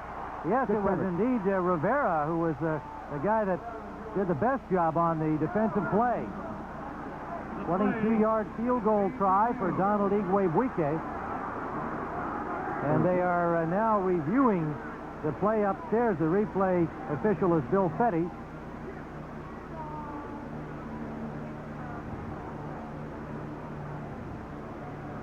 Question, I guess, whether or not he caught the ball. All right, check Rivera. Review the incomplete pass. Rivera screened Jordan. Did hit him in the stomach, but he didn't have a chance to catch it at all. It's incomplete. Donald Igwe-Buike. Jerry Burns, his coach, says he's got a twinkle in his eye. I like this guy. And he's got the field goal. And Burns says, I'll have a twinkle in my eye as long as he keeps kicking it through the upright. 13-9. We'll be back. Soldier Field on a beautiful fall afternoon. The Vikings just had themselves a good drive, and they went 66 yards in 12 plays for the Igwe-Buike field goal from 22 yards out. Used up 5:19 on the clock. And the man they call Iggy about to kick it off. Burns was quite proud of himself that he could pronounce his name correctly, slowly but correctly. From the 5-yard line, Dennis Gentry gets out to the 29. Well, we'd like to send our best wishes to this man. His name is Gene Sabat. He's working his last game for CBS Sports today, retiring after 42 years with CBS. He's done it all for us, and we wish him the very best in the rest of his life. No more cold afternoons in places like Green Bay and Chicago. Good luck to you, Gene. One of many unsung heroes, guys who put in the years for us to bring the pictures to you folks at home. First down, Bears, from their 29-yard line. Leading 13-9. Neil Anderson. Close to a 10-yard pickup. For an NFL update, let's go to our studio in New York and Greg Gumbel. Well, Tim, in New Orleans, Phoenix quarterback Tim Rosenbaugh has thrown his first touchdown pass of the season. 37 yards to Ricky Prohl, and with that, the Cardinals pull into a 7-7 tie with the Saints. Back to Tim and Irv in Chicago. Rosenbaugh and Prohl. You're going to hear a lot more about those two players in the years ahead. Or they look good when we saw them last week. It doesn't surprise me at all. He looked terrific last week against Philadelphia, and he needed to grow. Second, less than a yard. You saw the Bears defense organizing for their next trip out onto the field. Anderson, first down. Gets a couple of yards. And for a guy who's got 2 injuries, he's not doing too badly. Got bad ribs and a bad back, and he just keeps rolling on. You don't want to catch him on a good day when he's healthy, right? For sure. He's a terrific athlete. But he told me he was determined to be in the lineup. He felt his club needed him, and he would go as far as he possibly could.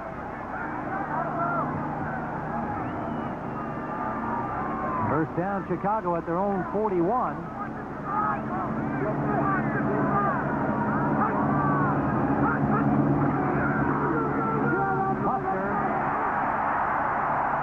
Buster picks up close to 9 on the play. Joey Browner made the stop. Deceptively quick for a big man. Quick, and he has more speed than you think he might has too, Tim, because he has a long stride. But again, when both backs go away, the backside linebacker, Barry, is 50, you see, chases. Now, Buster cuts back against the grain, comes upfield, and then finally meets Joey Browner, puts the clamps on him. Bears are lucky to find this young man with the retirement of Matt Suey. Had so many distinguished years here as a great fullback for the Bears, and then to be able to follow him with Buster. A completely different shape and style, but a good one. Buster again. Big hole for him. First down to the 43-yard line, and the crowd recognizing his effort. And that of the offensive line, creating huge holes for him. You hit the nail right on the head, Tim. The offensive line is doing a tremendous job up there. Keith Van Horn and Thayer right now create the hole for Buster to come through, breaking off his right guard for the first down. They've done a just tremendous job up there against an outstanding defensive line. Again, what we're seeing in this series, Irv, the kind of game plan that Mike Ditka wanted to see. A good running attack that moves the ball, doesn't put a lot of pressure on Harbaugh to make completions for first down. Pickup of about 5 for Anderson, and Joey Browner on the stop. To the 40-yard line, Bears grinding it out. Minnesota territory, it'll be second and about 6. Jerry Burns can't be happy with these developments here, because suddenly the grinded-out offense of the Bears moving on his very aggressive front 4. Johnny Bailey in the ball game, exciting young rookie from Texas A&I. Look how wide that offensive line for the Bears is now split, allowing them to be able to run inside the tackle. Well, they give it to the big man again, trying to get wide, and he does.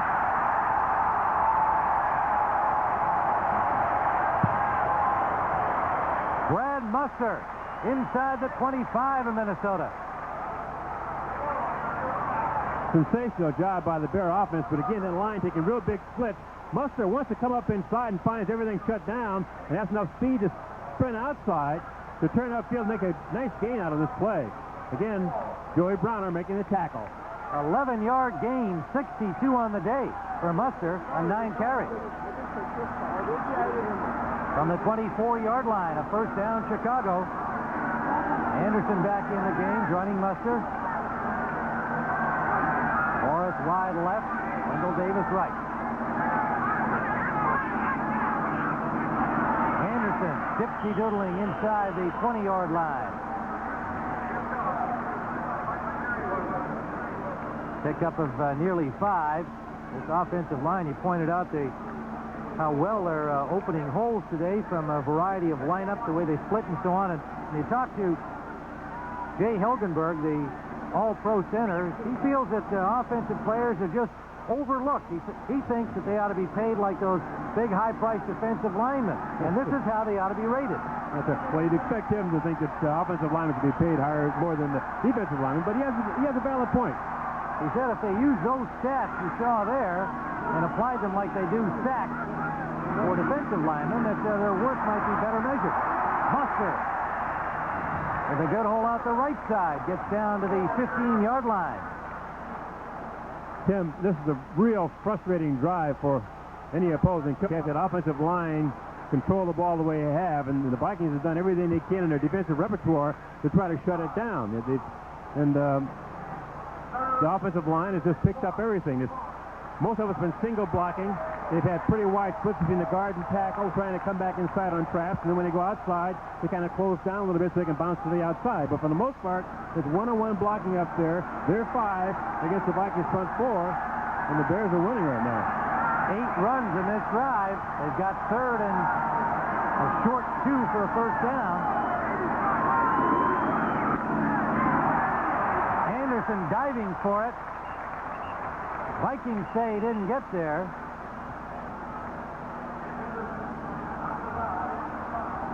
And we'll wait for the spot. Close to the first down, but it looks like it's a little short. So the Bears bring on the field goal unit.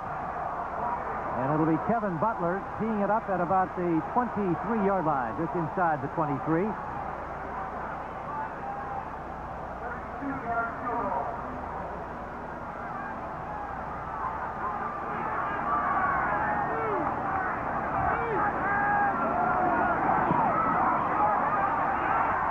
Good. Third field goal for Kevin Butler. And the Bears widen their lead. 3:20 to go, third quarter. And here, the Bears leading 16-9 after a 32-yard field goal by Kevin Butler. And the Bears went 10 plays, 56 yards, 6:21 off the clock. Exactly what Coach Mike Ditka wanted to do against the Vikings, and exactly what Jerry Burns hoped his defense could prevent. Butler again, another squib kickoff. He will not let Walker bring it upfield. This is Allen Rice. And Rice, good piece of running over the 40-yard line. So good field position for the Vikings. Go back to that Butler field goaler. When he kicked this thing, he kicked it to the far upright to the right side. It looked like it might miss, but with a little body action, he gets it in there. Nice little hook on it there. Butler is there he goes. Saying, oh, man, that was a little closer than I had planned. Didn't exactly split the upright. But it counts. 16-9, Bear lead. 3:10 to go, third quarter. Vikings from their own 41.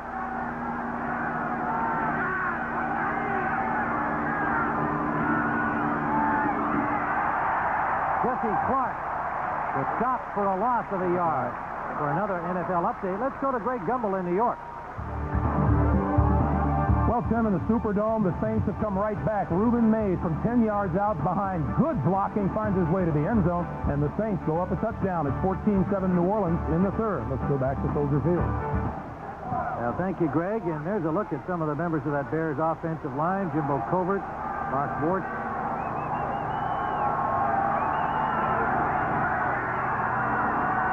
Second down and 11. Vikings, Clark again, and got a couple just over the original line of scrimmage. Center of the Bears defense all in on the action there. It's William Perry lasting it up, the big guy, number 72. Yeah. William Perry has really been quite a force in the middle. He's a big, strong guy, one of the quickest defensive linemen the Bears have off the ball, and he's jammed everything up there and prevented the draw. Steve McMichael in with him now. As you mentioned earlier, they rotate McMichael, Perry, and Hampton because of the knees of Dan Hampton, just not allowing him to go to full games anymore. Pressure on Wilson. Good job to get away from it. Throws it out of bounds. Perry and Dent both with a real good chance to nail Wilson, but they have stopped him and forced him to punt.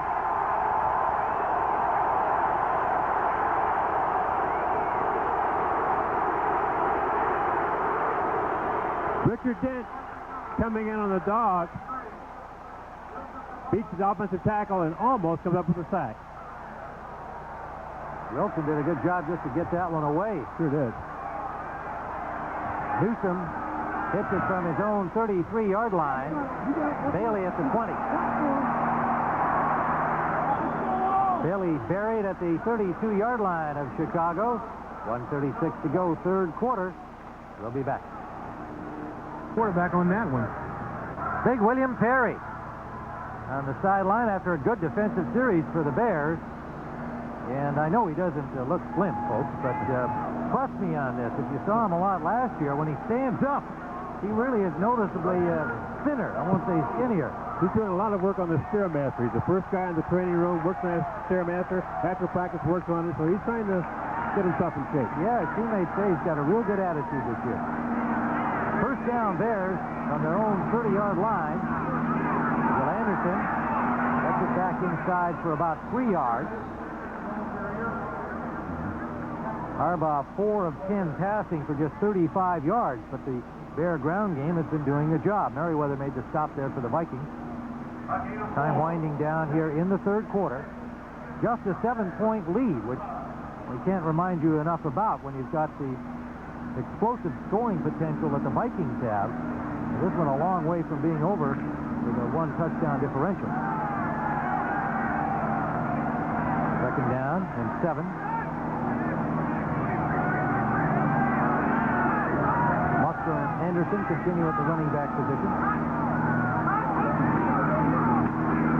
Muster, quick opener for about 4, maybe 5 yards up near the 40-yard line. Real quick hitter. Tim, some teams call it an offset eye, with Muster set up at the halfback position, and Anderson in the fullback. Anderson goes away, and they come back and trap back the opposite direction. And Muster comes out of there clean. It's an old single wing play. Bullington on the stop, number 29.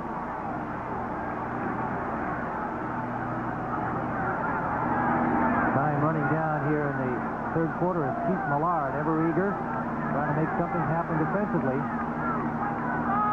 3rd and a yard.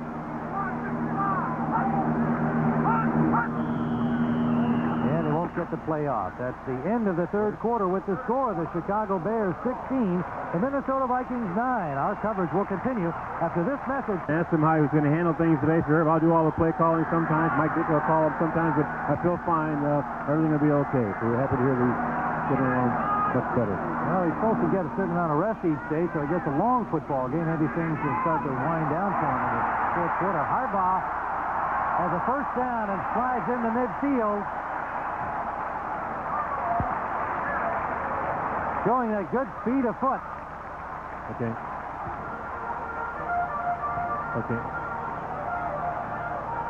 Again, the old bootleg. Harbaugh thinking as if the play is going to go away. Merriwell is responsible for containing on the backside and doesn't do so, so he escapes for a huge gain. Looks like the Bears don't plan to throw the ball. They didn't throw the ball at all in the third quarter, and looks like they just want to keep it on the ground and grind out the clock. Not one pass by the Bears in the third period. We're now just underway in the final period, barring overtime.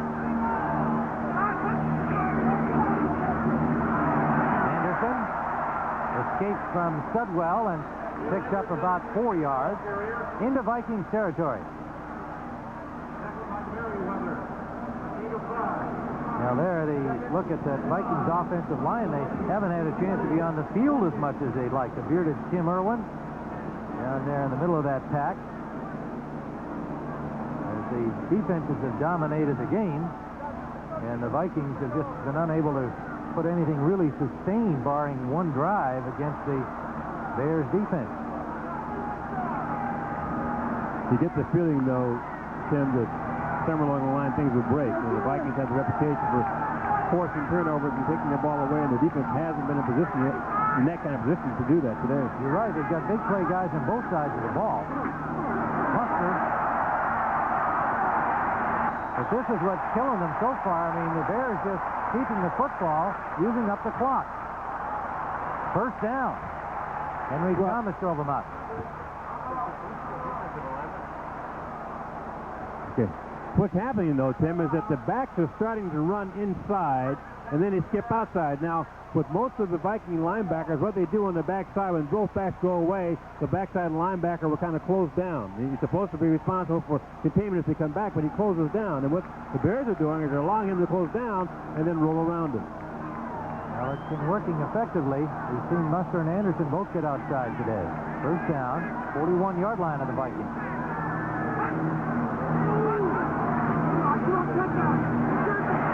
Muster about 3 yards behind the left guard, Bort. I love Hilgenberg's attitude about the offensive lineman. You know, he says, hey, those pass rushers make 16 sacks a season, then go in and ask for over $1 million. So they make one big play a game. Big deal. What about the offensive lineman who blocked them 95% of the time? But you had to love Dolman's response to that when we talked to Chris. Anybody can be an offensive lineman. Just stand in front of the guy. Easy for Dolman to say. Yeah. But he certainly scorned the technique that the offensive linemen are allegedly reputed to have. He said no more than he said, let them try and play defense. Anderson for about 4 yards. It's going to leave third down and a long yard for the Bears. Merriweather and Fullington on the tackle. Neil Anderson concentrating on where he wants to go, but first of all, he wants to see what the alignment's going to be so they can read where those defenders are going to come from, and picked up a nice yardage. Third down, and it looks about 2 yards. They spotted the ball at the 33-yard line of the Vikings.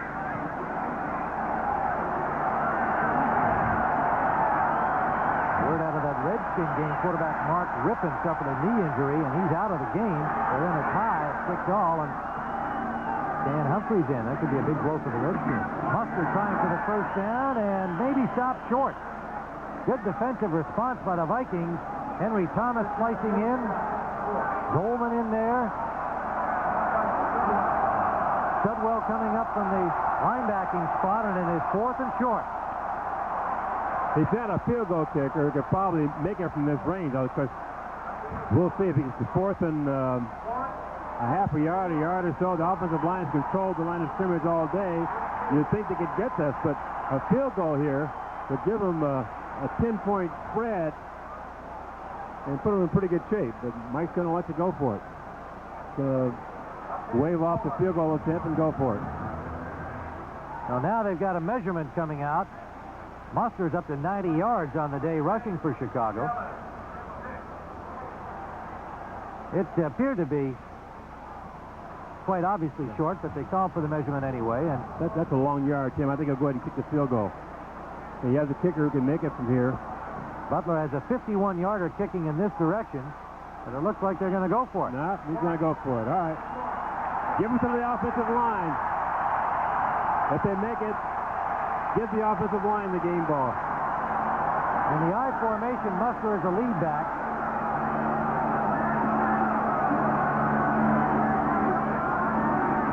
Anderson.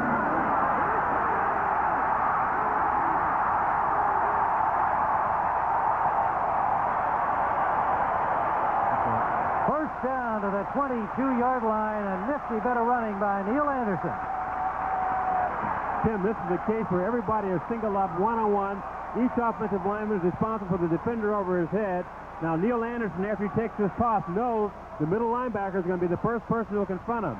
and he simply beat the middle linebacker one-on-one. Scott Sudwell couldn't come up with the play. So Anderson, playing hurt all day long, has been a big force along with Brad Muster. The rushing attack of the Bears has been very impressive indeed. 9:41 to go. 16-9, Bear lead, and they have a first down at the Viking 23. Good defensive pursuit that time by Joey Browner, nailing Anderson at the 20-yard line. They're going to spot it at the 19. Joey Browner is a strong open field tackler, but Neil Anderson knows how to take on tacklers. He runs his sweep, setting up blocks for his offensive lineman nicely. Notice how he glides there instead of just sprinting out full speed, waiting for the blocks to be set up. And here comes Browner to put on the hit, and Anderson simply absorbed it by putting his shoulder down there.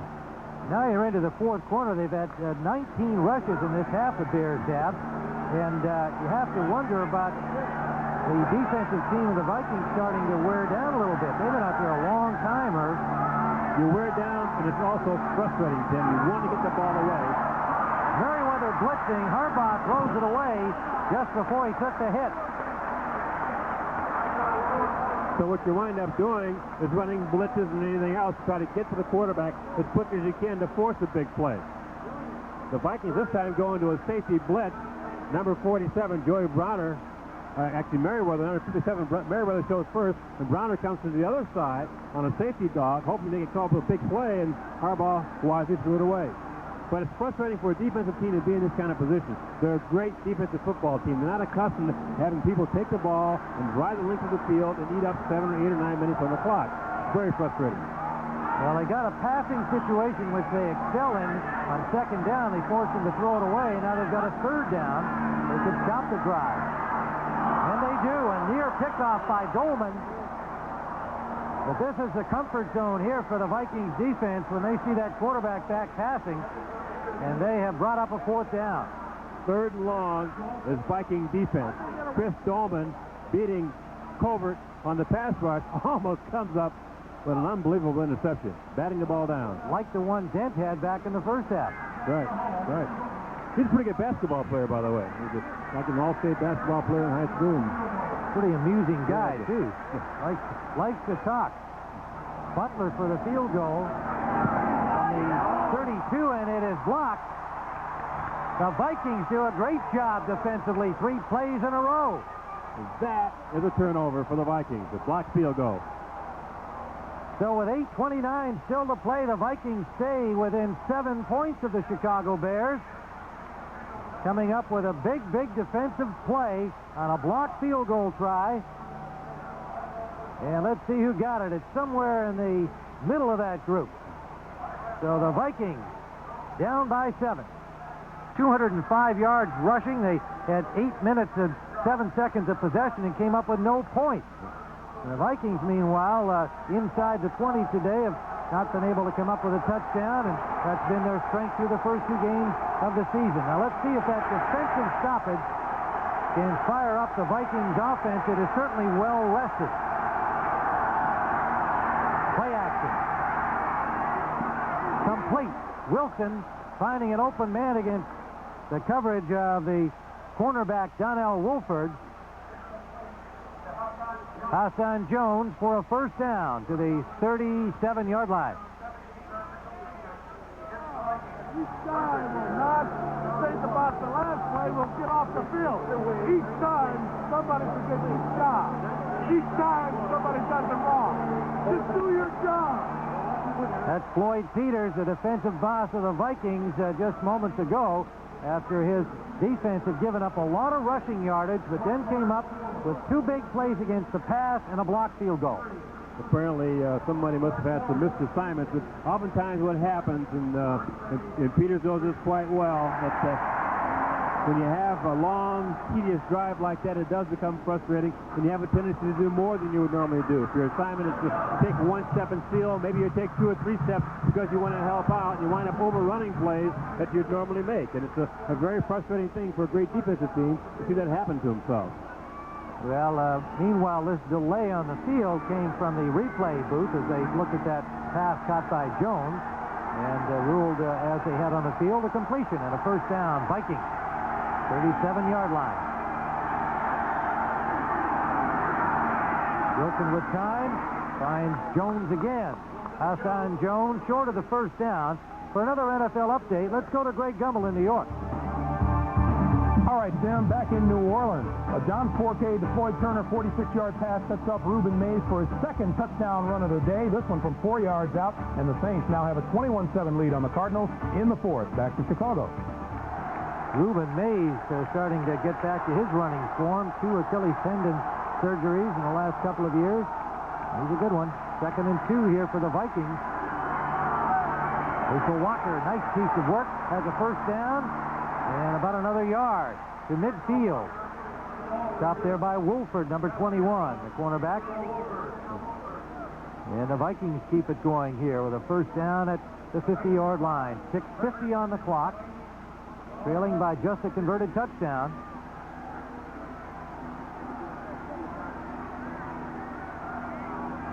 Like Henry Thomas carries around a little extra weight on his feet there with a tape wrap on over the boot. Having a strong defensive game for the Vikings. And that's complete to Anthony Carter. AC out of bounds at the 41-yard line. Just short of another Viking first down. Tim, you could sense the rhythm of the Viking offense beginning to come and get in sync here now. You know, the last couple of throws by Wilson, the timing was good, the delivery was away, and the catch was made, and you can feel their confidence beginning to rise here, and you get the feeling that big play potential that offense has is beginning to show itself. There's McMichael and Hampton at the tackles now, with Perry getting his rest. 2nd and short.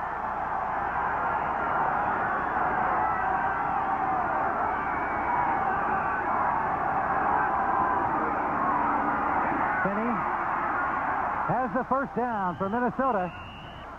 Still struggling for extra yardage after the whistles. And he'll get at least a 3-yard gain. Down to the 37 of Chicago.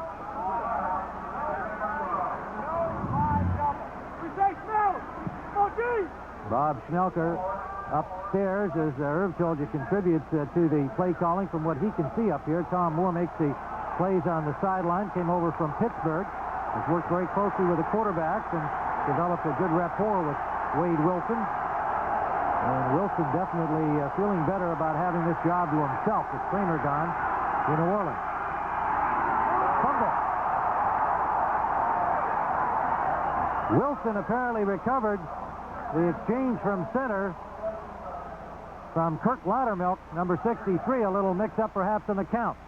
A lot of milk hasn't been in there for some time, though, Tim. And this is what oftentimes happens. Is a center who hasn't worked with his quarterback for a while oftentimes will make a mistake like that. And Wilson, expecting the ball in a certain position, just pulls out of there and wasn't where he wanted it.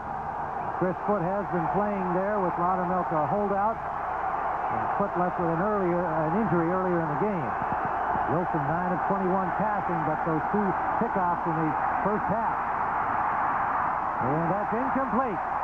Sean Gale stood his ground against Steve Jordan. I think Jordan will be glad to see the last of number 23. It had to be somewhat surprised to see Sean standing there. I mean, on a pass route, normally the defensive back will yield and give some ground, but he held his ground like a linebacker and really almost let Jordan run into him. Gale's a tough guy. He's had a bad neck injury. A lot of folks thought maybe he wouldn't even come back from that. Wears a special little brace under there, but it's not been intimidated at all. 3rd down and a yard. Huge play, obviously, for the Minnesota Vikings. Crowd getting into it.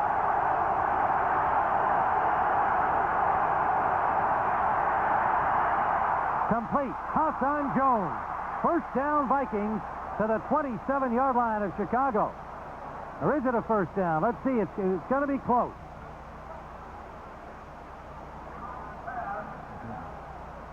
It'll be close. They're just stripping everybody off there. Maybe a little short. On a 3rd and 11 play, they go to Hassan Jones, and he has been a big play guy for them. And they're going to measure.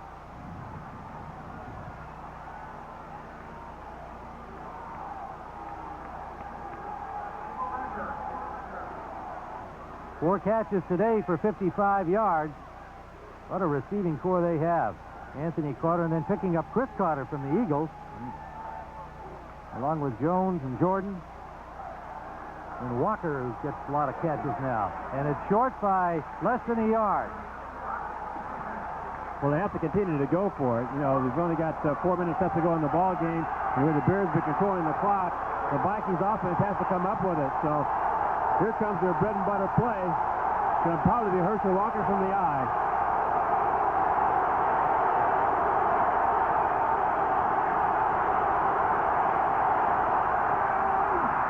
Walker has it.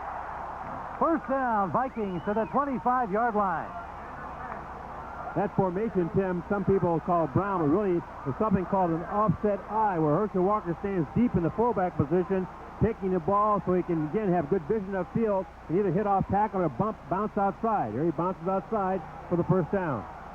So for him, it's just like the regular eye, and that's what he prefers, right? Right, the regular eye, that's right. So it's very comfortable there. First down, Vikings. Driving now. Down by 7. Penny and Walker, the running back. Penny.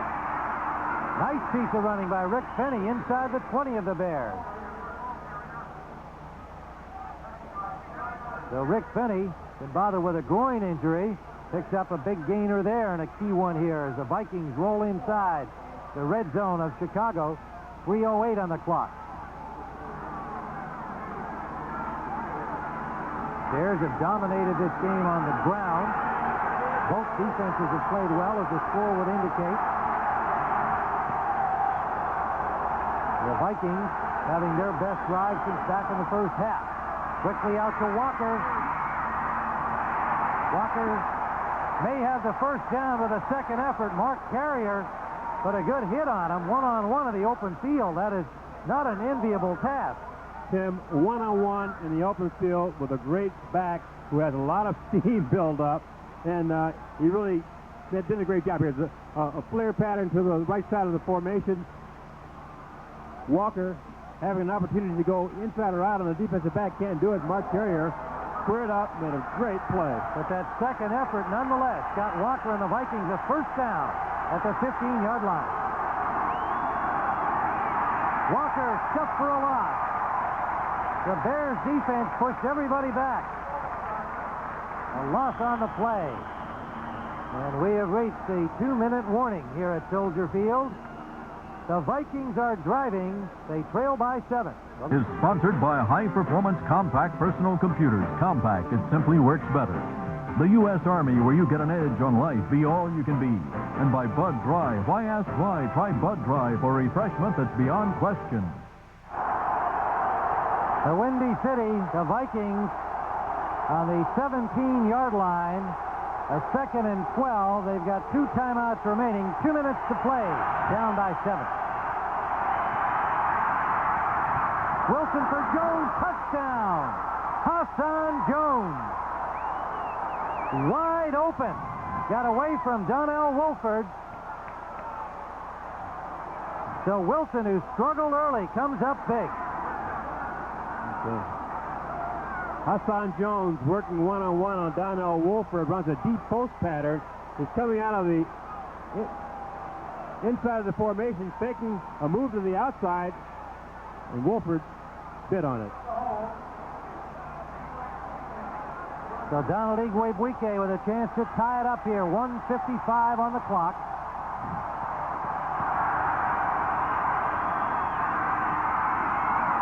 He's got it.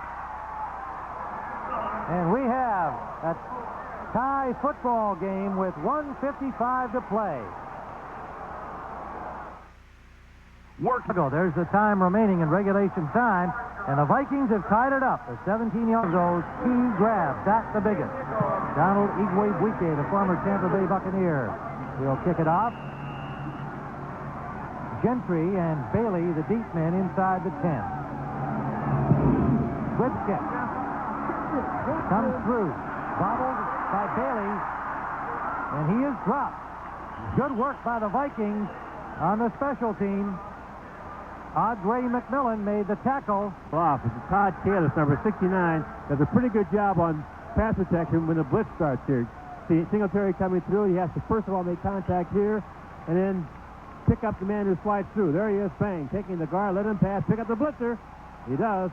Wilson has time to deliver the ball, and the Vikings have a touchdown. And Kalis did not start. He's been bothered with a chest injury. Ron Wolfley started, Craig Wolfley, pardon me, Ron's brother. And Kalis coming in later did a great job there. First down, Bears. Harbaugh under pressure. Man open on the sideline is Quentin Smith, number 85, the rookie wide receiver from Kansas. 1:45 on the clock. It'll be 2nd and 3 from the 26-yard line. So Jim Harbaugh getting a chance to do his 2-minute drill here. See if the Bears can get it down close enough for a scoring attempt to prevent overtime.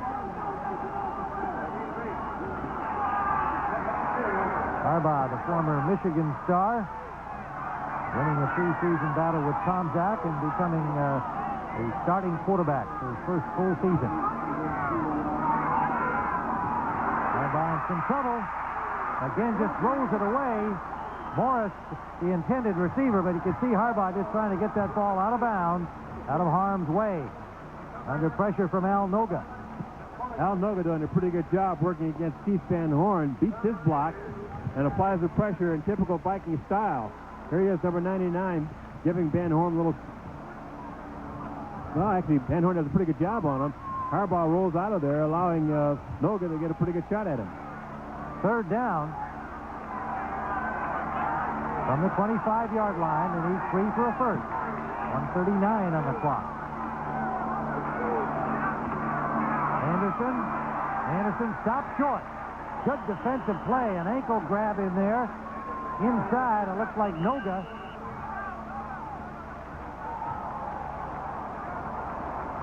So Al Noga doing the job 2 plays in a row. It'll leave 4th and a yard. Horry Buford comes on.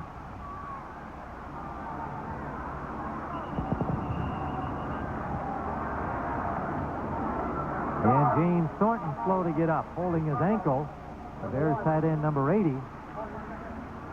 An injury timeout on the field.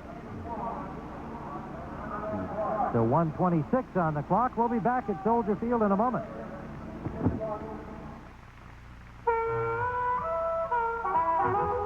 Why does Tim Ryan and Irv Cross in Chicago. Keith Van Horn, a close-up look here as they'll sweat it out here. The Bears will have to punt. Buford standing at his 15. And Ira Hillary waiting for it at the 30-yard line of the Vikings. 1:29 to go. And the Vikings certainly with a lot of time left here to try and win this game in regulation time as their defense stopped the Bears. Wade Wilson, a slow start, but then coming up big with a touchdown pass to Hassan Jones to tie it up.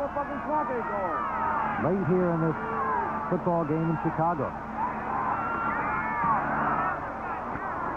Buford's punt. Takes a Bear bounce. And will be down at the 34-yard line.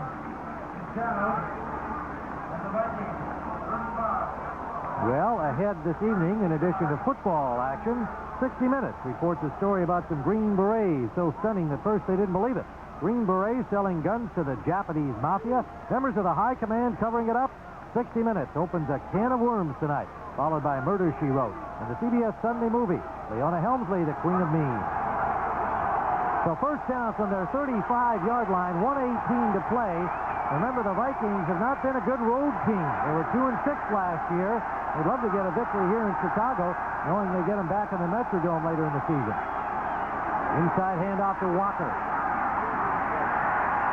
Irv, you surprised they ran instead of threw on first down. What do you think they'll do here? Yeah, I thought they would go ahead and put the ball in the air and try to get in the field goal range. If they go 35 yards, they have a chance to put the field goal kicker in there for the win. But Bernsey right now has the ball on the ground. Richard Dent made the stop. Under a minute we go. Deep sideline, complete to Anthony Carter. That gets them out to their 45-yard line, very close to it. And maybe just short of the first down. The good thing about that, Tim, is they got the yardage and stop the clock all at the same time without having to use a timeout. They can go back and huddle and get ready for the next series of plays. 3rd and a yard, 51 seconds remaining. Mike Stitcha appearing unconcerned.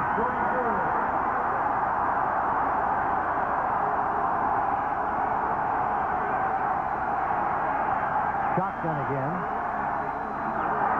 Walker, good hole to the Bears' 48-yard line. Mark Carrier on the stop.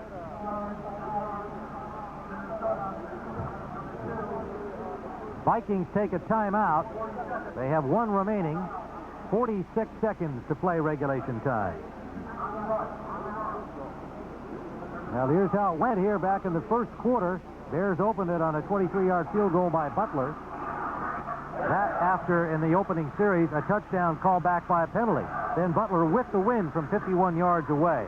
Igwebuike got into the kicking act, making it 6-3 in the second quarter. And then Anderson for the Bears, a nice piece of running, 8 yards to the score. Igwebuike, his second field goal from 25 yards out, made it 13-9, or 13-6, and then 13-9 with this one in the third quarter. Butler, a 32-yarder, and then Hassan Jones on a fine pass from Wade Wilson to get us tied at 16.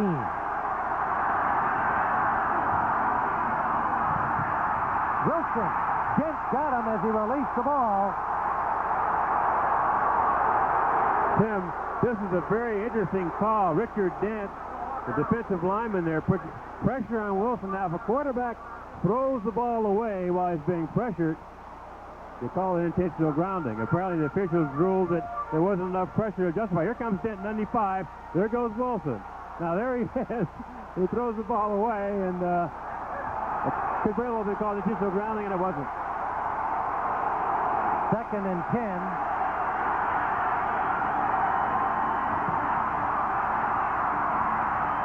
Intended for Hassan Jones, overthrown. Carrier and Gale, the safeties, picked up the coverage. 3rd and 10. 37 seconds remain. Tom Moore on the sideline. With Jerry Burns, the head coach. Moore, the new offensive boss, and upstairs the offensive coordinator, Bob Schnelker, in communication with Moore.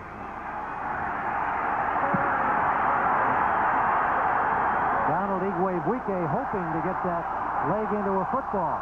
They need a play on 3rd down. Wilson, a lot of time, now runs out of it, and he is dropped.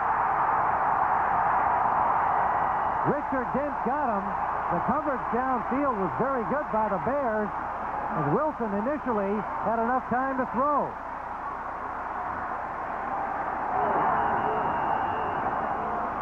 "30 seconds remain. And the Bears take the timeout.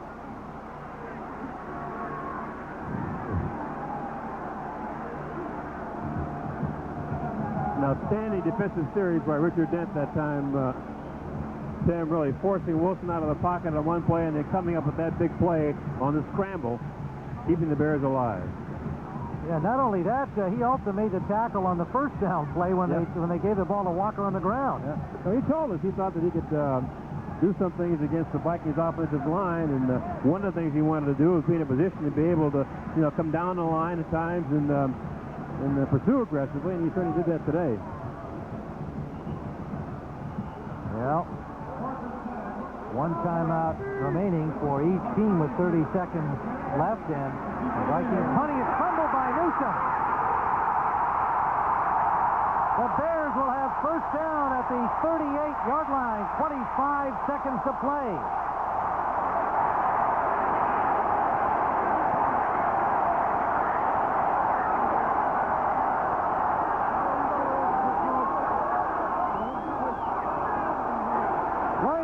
John Roper got in earlier in the day. Newsom may have remembered that. Let's see what kind of pressure he got. The good snap. He just seemed to take his eye off, and the ball hit him right in the chest and dropped it. It was a good snap, right on target. And the attorney took his eye off the ball to him, and that's a big play. The Bears are 9 yards from the field goal. Kevin Butler. This for the ball.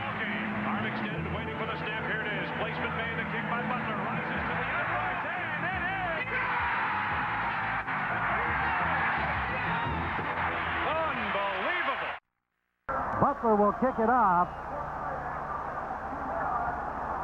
19-16.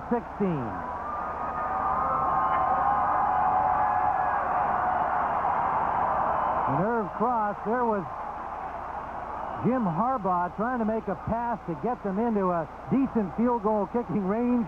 He gets hit from behind. The ball flies up. Studwell just misses intercepting it.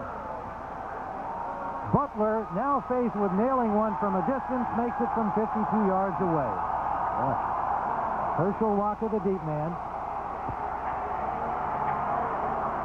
And Butler again goes on the ground. They don't want Walker with the ball. Steve Jordan has it. He laterals it back. That will not get it done. This ball game is over. The Chicago Bears break the tie. 4 seconds left in the game. A 52-yard field goal by Kevin Butler. And the Bears go to 3-0. The Vikings continue to struggle on the road.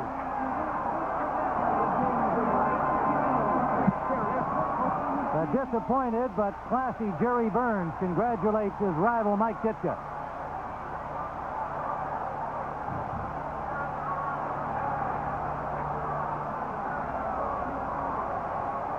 Kevin Butler will have his pictures taken for a while and be the subject of many interviews after this game.